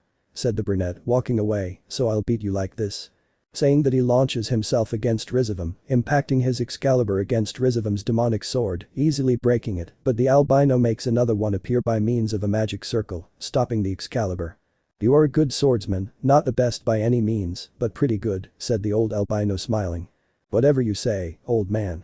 Said Issei, releasing the Excalibur for a few seconds, distracting Rizavam and taking it, while I fell to sneak up at great speed and thus make a cut on his back, but Rizavam had stopped the Excalibur with his demonic sword covered in his demonic power, a good technique Blazer-kun, it's a shame it doesn't work against someone who surpasses you by far in power. The SK said the brown-haired boy, moving away from Rizavam a few meters. You are more annoying than I thought. Then come and take off your fury blazer, said the old man smiling. Damn conceited bastard. Issei shouted in annoyance, clashing his sword against Rizavam's, but kicking him on the handle of the latter's sword, causing him to drop it and thus making a quick cut on his cheek, causing him to feel a sharp pain. Very good move, but it's not enough. Said the old man, launching himself at Issei to clash their swords and break it, but Rizavam appeared behind the brown-haired man and stabbed the demonic sword into his back, moving away instantly. Haha. The SK said the brown-haired boy, taking out the demonic sword and a large amount of blood starting to flow out, not yet regenerative flames. When he said that, yellow flames covered the chestnut tree's wound, healing it without leaving a scar. Thanks Oka-san, said the brown-haired boy with a smile and looked seriously at the albino. Let's start again Rizavam. Then go seriously Blazer-kun and show your true power, said the old man smiling. Balance breaker red, shouted the brown-haired man, making his red emperor dragon armor appear. Here I come Rizavam. I'm waiting for you Blazer-kun, said the albino smiling. Issei launched himself at Rizavam as several surges sounded, surrounding him with crimson energy until he was just inches away from him. Sacred gear cancel, said the old man smiling, making Issei lose his armor. Now die. But that Rizavam created a large sphere of demonic power and hit Issei with it, causing him to receive it fully, throwing him to the ground. Haha, pathetic, said the old man with a smile as he looked at the crater in which there was nothing. What? You've got too confident. The brunette shouted several meters away from him with the Excalibur ready to pierce him while traveling at supersonic speed. Issei had pierced Rizavam's body, or so he thought, since when he looked closely, he could see how he had pierced the descendant of the original Asmodeus in the chest. Rizavam survived, said the black-haired man, disappearing into hundreds of particles of fire. So now there are 3 of us left, huh? Said the old man, kicking Issei hard, who tried to stop it with his arm, barely managing. That won't work. But this, Rizavam increased his strength by throwing him a great distance and then hitting him repeatedly, fracturing his armor at great speed. Now it's your end, said the albino, giving him a big blow to the chest and then cancel. Issei managed to react in time and activated his jets, heading towards the ground, thus avoiding the old man's technique and thus managing to avoid losing his armor. He's stronger than I thought, said the brown-haired man, panting as his wound slowly healed. I don't know how much more I can endure, and I doubt the Juggernaut Drive can beat that old man. If you're not coming, I'll come for you Sekirute. Said the old man, launching himself at Issei to try to hit him in the face, but Issei manages to stop the force of the blow with his 2 arms. This is over. Saying that, he begins to charge a large amount of demonic power in his hand, ready to kill him. I won't die yet Balance breaker white, said the brown-haired boy, making the white emperor dragon armor appear. Divide x20. When he said that a great amount of power was stolen from Rizavam, who still couldn't believe it. Now infinite dragon shoot, shouted the brown-haired boy, while he was surrounded by a large amount of green and blue power, which was stored in his 2 hands, which were joined together. Die. As he said that, he released a great torrent of power which easily crossed a distance of 7 cities, but in the middle of this Rizavam was using his ability to stop Issei's attack with some difficulty. Not bad, kid, said the old man, stopping Issei's attack with 1 hand, but you still have a long way to go to beat me. More power. The brown-haired boy shouted seriously. Boosted Dragon X50. The torrent increased 3 times its size, thus drawing the attention of everyone present at the meeting due to the great amount of power that Issei expelled. "What's going on?" asked Aridid, watching everything tremble, some things levitating, and an intense green and blue glow. "This power is enormous, it's twice that of a Mao. He comes from where Tannen's son is fighting," said the black-haired Azazel, surprised. "Does that boy have that ridiculous amount of power?" "We know he beat Kakabiel, but this is exaggerated," said the blonde, completely surprised. "What's wrong with that boy?" asked the lowly Serafal, confused. "Why does he have such a level of power?" "So you still haven't realized it?" said the blonde, looking at him while her armor was stained with blood that did not belong to her, but to the deceased descendant Beelzebub. "Tannen's son is an anomaly among all existing creatures, something that should not happen at all, something that can only be possible between 1 and 10 billion. "What do you mean?" asked Mao Serafal. "Why don't you ask him?" the blonde said with a smile. With the Gremory Citri group and the Nekomata sisters who were managing to corner the original Leviathan descendant with great difficulty, stopping when they saw and felt what was happening. "What the hell is going on?" the Redid asked as she watched the trees being burned and the academy buildings destroyed. "This level of power completely surpasses that of a Mao," said the black-haired Citri, surprised. "Issei Naya is going very seriously," said the Nekomata, surprised. "His body is being overtaxed too much," said the white-haired Kaneko nervously. "Issei could get seriously hurt." "What's going on, do you two know?" asked the black-haired Himejima, looking at the Nekomata sisters who didn't say anything. "Blazer Kun's life could be in danger if you don't tell us," said the black-haired Tsubaki with concern. "You still can't know what Issei Naya is hiding," said the black-haired Nekomata seriously. "They still need to know a lot more about Issei to be able to know the reason why his real parents left him with Tannen," said the white-haired Nekomata seriously. "DSK, this will be for later, brats," said the brunette Leviathan, creating a smoke curtain to disappear and go in the direction where Rizavam was. Issei continued to increase his power more and more, but even with it was not enough. "Issei, you are about to overload your body," Albion shouted with seriousness and concern. "Stop right now." "I won't do it yet, Albion, I will continue," shouted the brown-haired man, increasing his power even more, and with it the torrent. "Partner, you better stop or you'll die," said Drake seriously. "Once I kill him I will," shouted the brown-haired man, "so give me power." The sound stopped just as everything had stopped, so that from one moment to the next, a crimson and white energy would accumulate from Issei's chest. Long-Ina Smasher. The great torrent, now 7 times larger than the beginning, came out, dragging Rizavam away. "And Nani?" said Rizavam, surprised, while trying to stop the attack with both hands, but it became more and more impossible until his body gave way completely. Curse. Rizavam flew out at great speed while the lightning decreased in power every second until it disappeared. Shit, said the brown-haired man, losing his armor, leaving only his divine dividing wings and the boosted gear, while with his left hand he squeezed his chest, panting and sweating. Shit. A sphere of demonic power hit him square in the chest, throwing him towards where the leaders were, crossing the building and ending up 15 meters underground, being the one who attacked him, the descendant Leviathan. "Damn Bakemono," said the furious brunette as she went in search of Rizavam and disappeared from the place. "You know, someone should get him out of there or he could die," the blonde said seriously.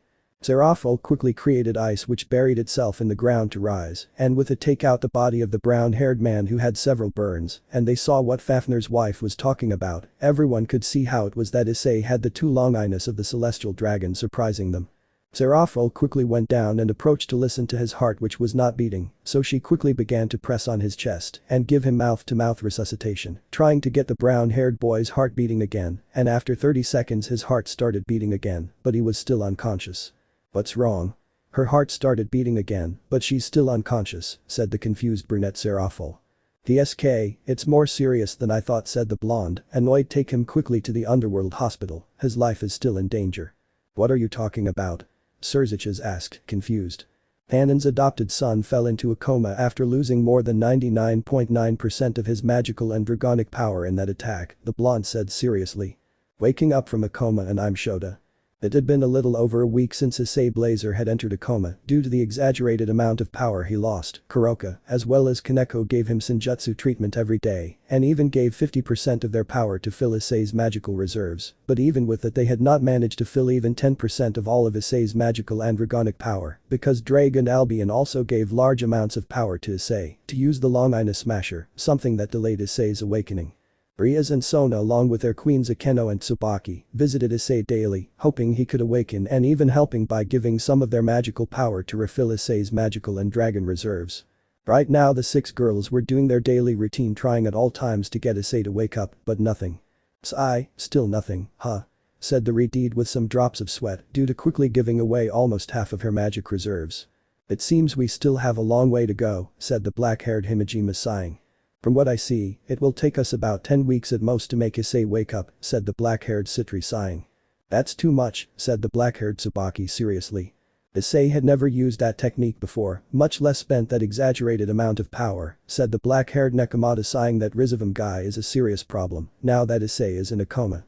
That's right, said the Redeed seriously. I will speak with Onisama so that he can give me all the information that will be useful to us about Rizavum Live and Lucifer. I will do the same with Nisama, said the black-haired Citri walking Tsubaki. Akeno, let's go, said the Redeed seriously. I said both black-haired Himejima and Shinra following their respective masters to disappear through a magic circle. Issei, said the white-haired girl sadly, caressing the brown-haired boy's cheek to shed some tears. Nisan. Calm down, Shiranaya, said the black-haired Nekomata hugging her little sister who began to cry. He will wake up, I promise. But a week has already passed and he hasn't woken up, said the white-haired woman crying. It's all our fault, all to protect ourselves, this happened. Shiran, calm down a little, said the black-haired woman stroking her hair fraternally. I promise you that he will wake up no matter what it costs, even if I have to make a deal with the 2 dragon gods, I will make him wake up. Have you called me? Both sisters looked towards where the voice came from and could see a loli with long black hair and a gothic outfit, as well as a lost look which showed a smile. Her name was Office Ouroboros, the dragon goddess of infinity. Who are you, Naya? Asked the black-haired Nekomata seriously. My name is Office Ouroboros, said the black-haired loli with a smile approaching Issei to caress his cheek. I can see that Tannen's adopted son is a complete oddity. What do you want, Naya? The black-haired Nekomata asked seriously. I'll help you wake him up, said the black-haired loli smiling. His name is Issei Blazer, or am I wrong? You're not wrong, Naya, said the black-haired Nekomata seriously. And what do you want in exchange for him waking up? Let me be by his side, said the black-haired loli smiling. You know, maybe he will help me get Red out of my home, and in exchange for that I will make him wake up. If Issei wakes up with this then it's fine, Naya, said the black-haired Nekomata seriously. Is that all you're going to order? Asked the white-haired loli. Also one last thing, said the black-haired loli with a smile. Which one? Asked Kuroka seriously. Go out and don't let anyone in, said the goddess of infinity with a smile. If you want your partner to wake up, do that. Let's go, Shiranaya, said the black-haired Nekomata, taking her sister outside and locking the door. Let's see what Tannen and his partner Saphira, the dragon of eternal cold, care so much about, said the black-haired loli smiling as she began to undress. You'll never forget this, Issei Blazer. With that she approached Issei and removed the little clothing he had as well as began to caress every part of his body.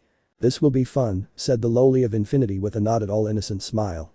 3 hours later Issei began to wake up with some heaviness, passing his hand over his face. What happened?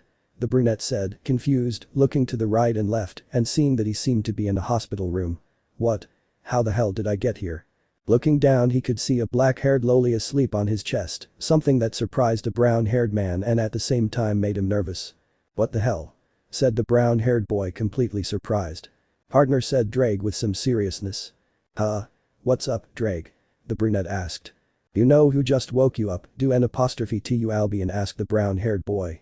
I have no idea who that is, said the brown-haired man, unable to know who it was. You were just saved by the goddess of infinity, Office Ouroboros, said Drake seriously. And not only that, but he also made you his, said Albion seriously. The brown-haired man said in shock. Repeat that to me. You are now the property of Office Ouroboros, both celestial dragons shouted with some annoyance. What the hell? Said the brown-haired boy surprised. They don't let you sleep, said the loli of infinity yawning to look at the brown-haired boy with a smile. So you've already woken up? Why yes, but why did you do this? Said the brown-haired boy, somewhat nervous and blushing upon seeing the naked loli. Your 2 Nekomata partners asked for anything in exchange for you being able to wake up, and I wouldn't give anything for free, said the loli with a smile, so I made you my partner for life, but don't worry, you can continue with your harem, that doesn't bother me. There was no other way to wake him up? The brunette asked, somewhat nervously. Maybe yes, but it's the one I wanted to do, said the loli of infinity smiling to get up and get out of bed as well as put on her dress to get a little closer to the brunette and give him a kiss. See you, Issei Blazer. Saying that he disappears from the place. I was raped by a loli, said the brown-haired boy, still unable to believe it, but this is not luck or something random that can happen in this life. Hey, at least you have woken up, so do an apostrophe T complain, said Drake. Well, that's true, said the brown-haired man, sighing before lying down and yawning. I'm going to sleep a couple more hours, let me know if anything happens. Saying that, the brown-haired man closes his eyes and sleeps, and after a few hours Issei began to wake up somewhat confused. What's wrong with them? The brown-haired boy asked, confused, seeing how the Gremory and Citri heiresses were bleeding from their noses, just like their queens, while Seraphol Leviathan was being stopped by Surzich's Lucifer to prevent her from doing anything crazy, and Kuroka and Kaneko were stopped by Tannen from also doing anything stupid. What's wrong with them? Son, how about you look in the mirror, said Tannen, looking at the brunette. Just look at yourself, and you'll see why this happened.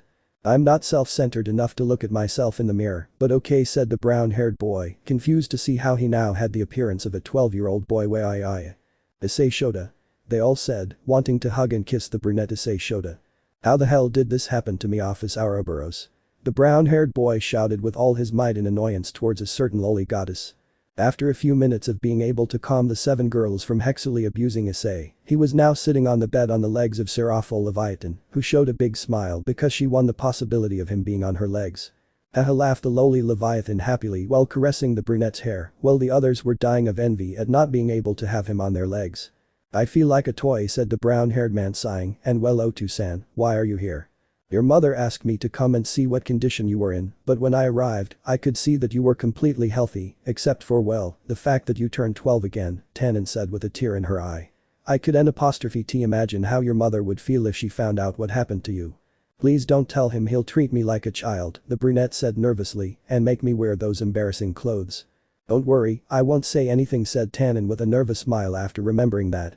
Thank you, said the brown-haired boy, sighing as he felt his head being sunk into the breasts of the lowly male Leviathan, making him blush. Why are you giving me so much attention, and in an exaggerated way? Well, since you're a 12-year-old boy now, you're literally irresistible to older women, Tannen said, somewhat nervously. You could say you're their biggest weakness right now. Great, said the brown-haired boy, sighing.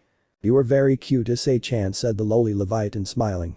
If that's how you are, I don't want to imagine what it's like at the academy, said the brunette, feeling chills, so I'm going to miss until I find out how to return to my normal age, even if it takes me 4 years to get there. Issei-chan, why don't you come to my house to play with me? Asked the lowly Leviathan, smiling. You're going to have a lot of fun. This won't end well at all, said the brunette nervously. Come on, let's go to my house to play, said Seraphol, kissing his cheek. I'm sorry, but I don't get it with so little, said the brown-haired man, smiling. What can I offer you to make you go?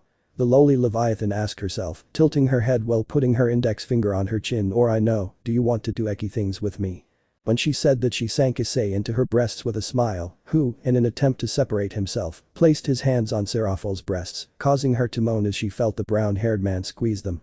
They are very soft, said the brown-haired boy in his mind with a blush. I am leaving before they create a grandchild for me, Tannen said nervously as she quickly left for the door. Edo, Grafia is calling me. I think she wants me to go out for a walk with her and Milikas. See you later. Sekiruite, said the Retid nervously, following Tannen. Seraphol-sama, Issei-kun is not just yours, said the Retid, pulling the brown-haired man and putting him on her breasts. Let's go out for a while, Issei-kun. Edo, said the brown-haired boy with some nervousness. Riaz, you are not the only one who wants to hug and be alone with Issei-kun, said the black-haired Himejima, taking Issei from her and carrying him. Don't you want to have a fun time with your one Sama? Don't believe it. Said Kuroka, taking Issei from Queen Gremory and putting him on the bed. Issei Naya is not yours, Naya. He can have a harem so we can be with him too, said the Retid with annoyance. You can't have him all to yourself, Kuroka-san. That's right, Issei-kun isn't yours for you to say, he's your property, said the black-haired Himejima seriously. Edo, Riaz-sama, Keno and Kuroka-san, said the black-haired Shinra nervously. I've known Issei Naya for a long time, so if he's mine compared to you guys who are only interested in his power, Naya, said the black-haired Nekomata, annoyed. Just because of his power? You're wrong, Kuroka. We really love Issei-kun, the Retid said seriously. That's right, we won't leave him because of something silly like him going into a coma or having a level that only gods can have, said the black-haired Himejima seriously. Kizuna. Whoever understood the reference understood. Earl, said the black-haired Shinra, trying to get their attention. Not now, Tsubaki Shinra-san, said the Retid seriously, and if you really love Issei-kun, then why don't you take our side? I do like Haidu Issei, said the black-haired Shinra blushing, but what I wanted to say is that Serafal-sama, Sona-sama and Kaneko-san took Issei away 5 minutes ago. Eh? Said the three girls to look at the bed and see that Issei was not there, and neither were the Citri sisters nor Kaneko as well as Tsubaki, who had just left perhaps with the previous ones come back with my Shota. Somewhere else in the underworld.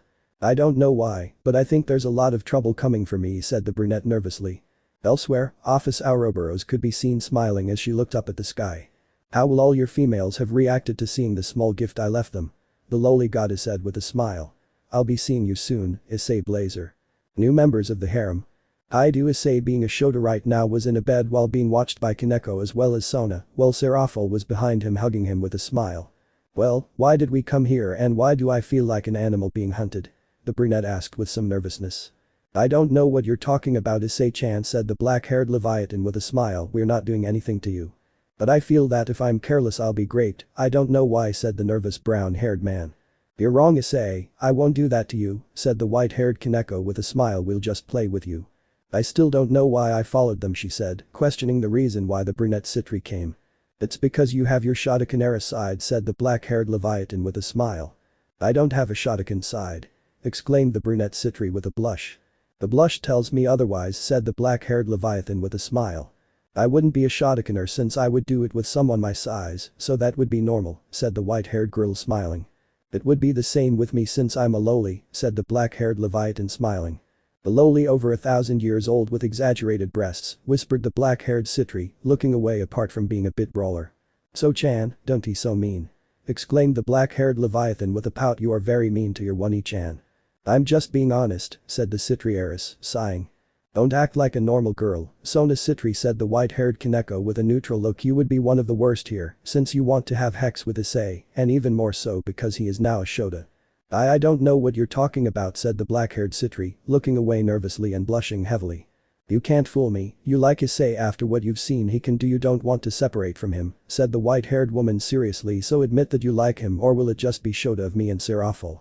I refuse to accept something that isn't true, exclaimed the black-haired Citri.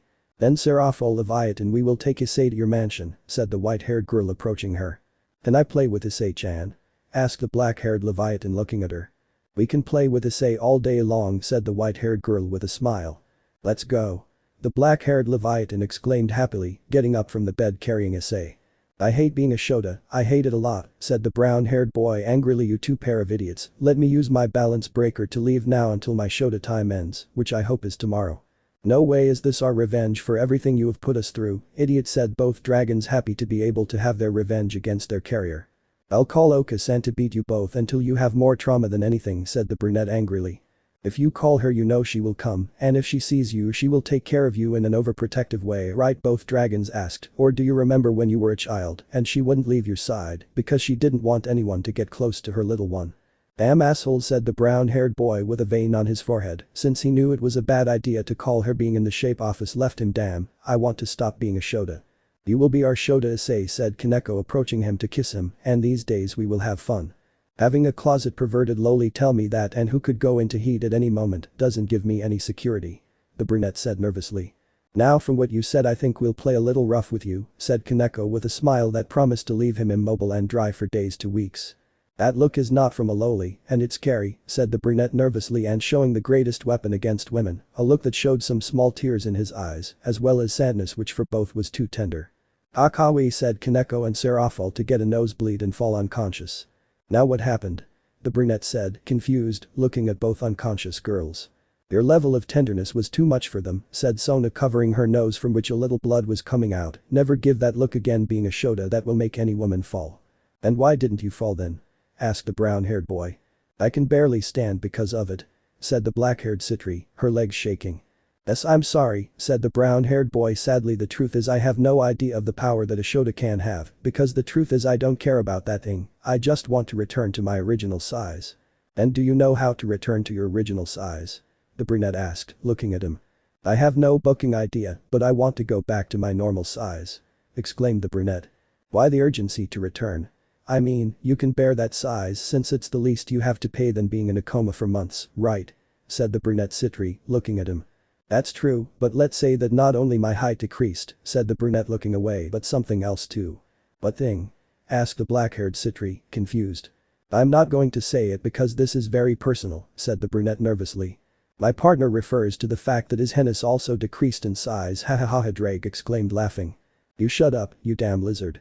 The brown-haired boy exclaimed angrily, blushing with embarrassment. You lost a lot of your masculinity thanks to a lowly ha ha ha ha, Albion exclaimed laughing. Damn lizards. Issei exclaimed angrily. Stop wh because I heard two voices. Asked the black-haired Citri, blushing upon hearing about Issei's virility. You and your bucking laughter and desire to humiliate me, said the serious brunette. Answer me, Issei. Asked the black-haired girl. Because I heard two voices coming from you. Edo, how do I explain it? Said the brunette, scratching his neck. Well, what I'm going to tell you, you shouldn't tell anyone, do you understand? I understand, said the black-haired woman, nodding. I possess the two celestial dragons, said the brown-haired man seriously. I am the bearer of Dragon Albion. With that, Issei gives a long but at the same time short explanation to Sona about who is the bearer of both celestial dragons and that he doesn't know exactly why that happened.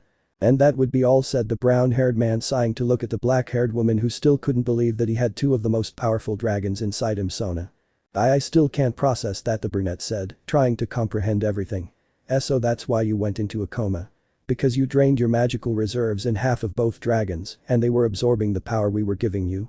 That's right, said the brunette, nodding, and that was why Office literally graped me and transferred some of her power to refill the pair of idiots with the energy they were lacking and the one I was also lacking. I understand, said the black-haired woman, nodding. I think I can understand at least some of what you're saying, but you still haven't told me how you'll be able to return to your normal size. As I already told you, I don't know, said the brown-haired man, unable to know how to do that. Hey, you two retarded idiots, do you know anything? Everything is solved with Hex, they both said. Bored, have Hex with any girl who is N''T Office and your height will return to normal once you mark her as yours. Are you kidding me, aren't you? Asked the brunette with a vein in his forehead. We're not kidding you, we're just telling you the only way, but if you don't want to, we'll have to wait a few weeks for you to get back to normal, they both said. Bored, maybe you'll last like this for a month or two. Don't bucking play with me. Shouted the brown-haired boy. I won't last that long. So asking the Citri heiress to have Hex with her, right? I mean, she's interested in you, she secretly loves you, and she wouldn't mind, besides, she should give strong offspring to her clan, said both dragons, making the aforementioned blush. I won't force you to do anything, Sona, said the brunette, looking at the black-haired girl. That's your decision. If I do this I will definitely surpass Rias, thought the black-haired Citri, feeling some happiness for doing it with that person she is interested in as well as surpassing her rival. Very well, she accepted. Are you sure? The brunette asked, looking at her. I'm completely sure, said the black-haired woman, nodding. Very well, said the brown-haired man, sighing. I think this will be my first time being a Shota, damn it, but since I am Sona Citri, I will make you one of my women. Sisterly jealousy. I'm going to make it clear the reason why I didn't continue this fanfic is because I couldn't make Issei Shota's lemon with Sona, and don't ask me because it's impossible for me. I looked for everything to do it, but bad things came out, so I'll just skip that, or then I'll bring a normal lemon without further ado. Issei was being hugged possessively by Kaneko and Kuroka, who separated him from Sona, who had had Hex with Issei, and even more so being a Shota, since when Kaneko and Serafal woke up Issei was already normal, something that bothered the two lawless. Girls, don't be like that, said the brown-haired boy, sighing. Honey, she took advantage of me not being there, and I don't like that, said the black-haired Nekomata angrily. Besides, she did it to you when she was a Shota, something I always wanted, Naya. It was more so I could get back to normal than for pleasure, said the brunette with a drop in his neck.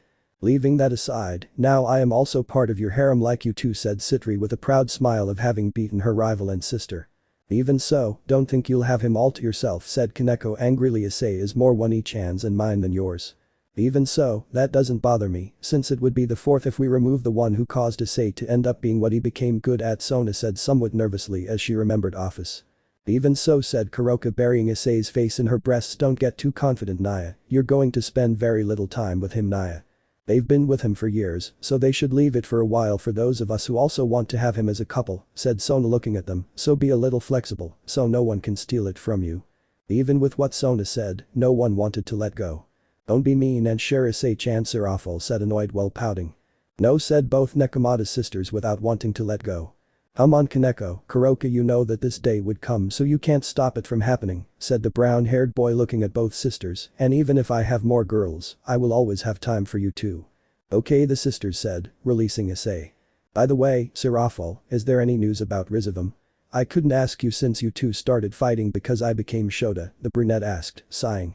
No, we haven't had any news about Rizavam, but tomorrow there will be a meeting where young demons like Sotan and Riaz-chan will participate to see who is the best, said Serafol smiling. Apart from that there will also be a meeting between the leaders of the alliance to be able to have an explanation of how it is possible that you have two Longinus and that both are the ones that possess the Welsh dragon and the Vanishing dragon.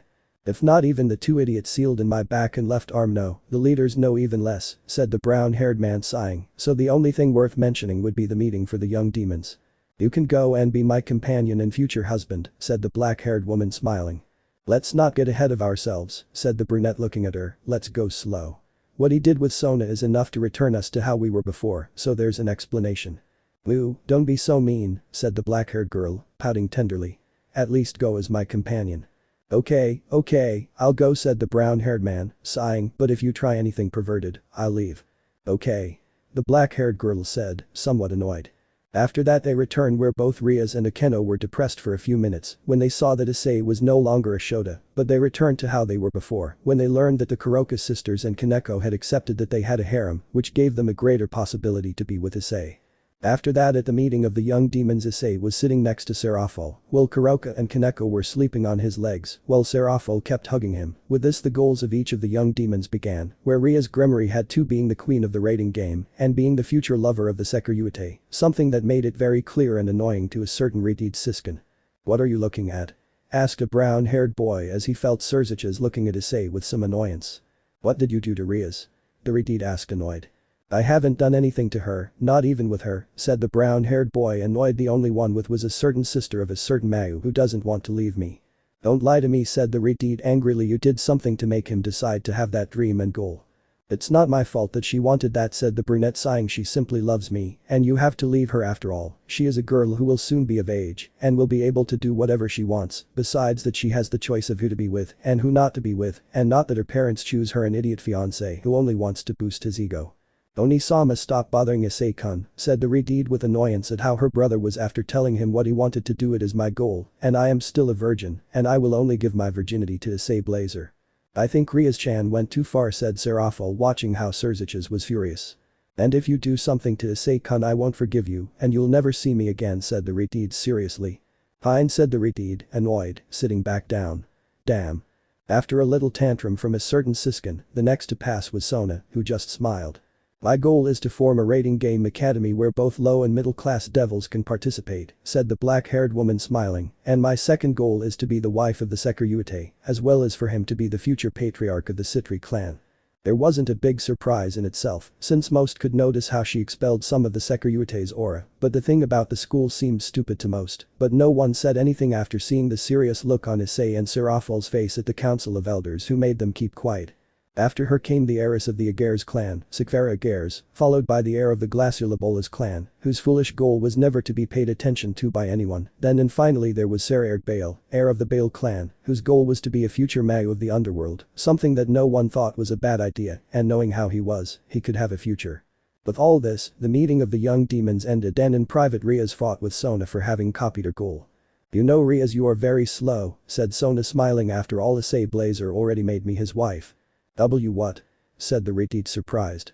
Look, said the black-haired girl moving the sleeve of her blouse showing the Sekiryuite mark, surprising both Riaz and her queen Akeno, as well as to a certain extent her own queen Tsubaki, although she already sensed that I'm 10 steps ahead of you Riaz.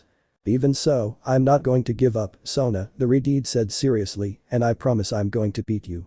And you know what's funny?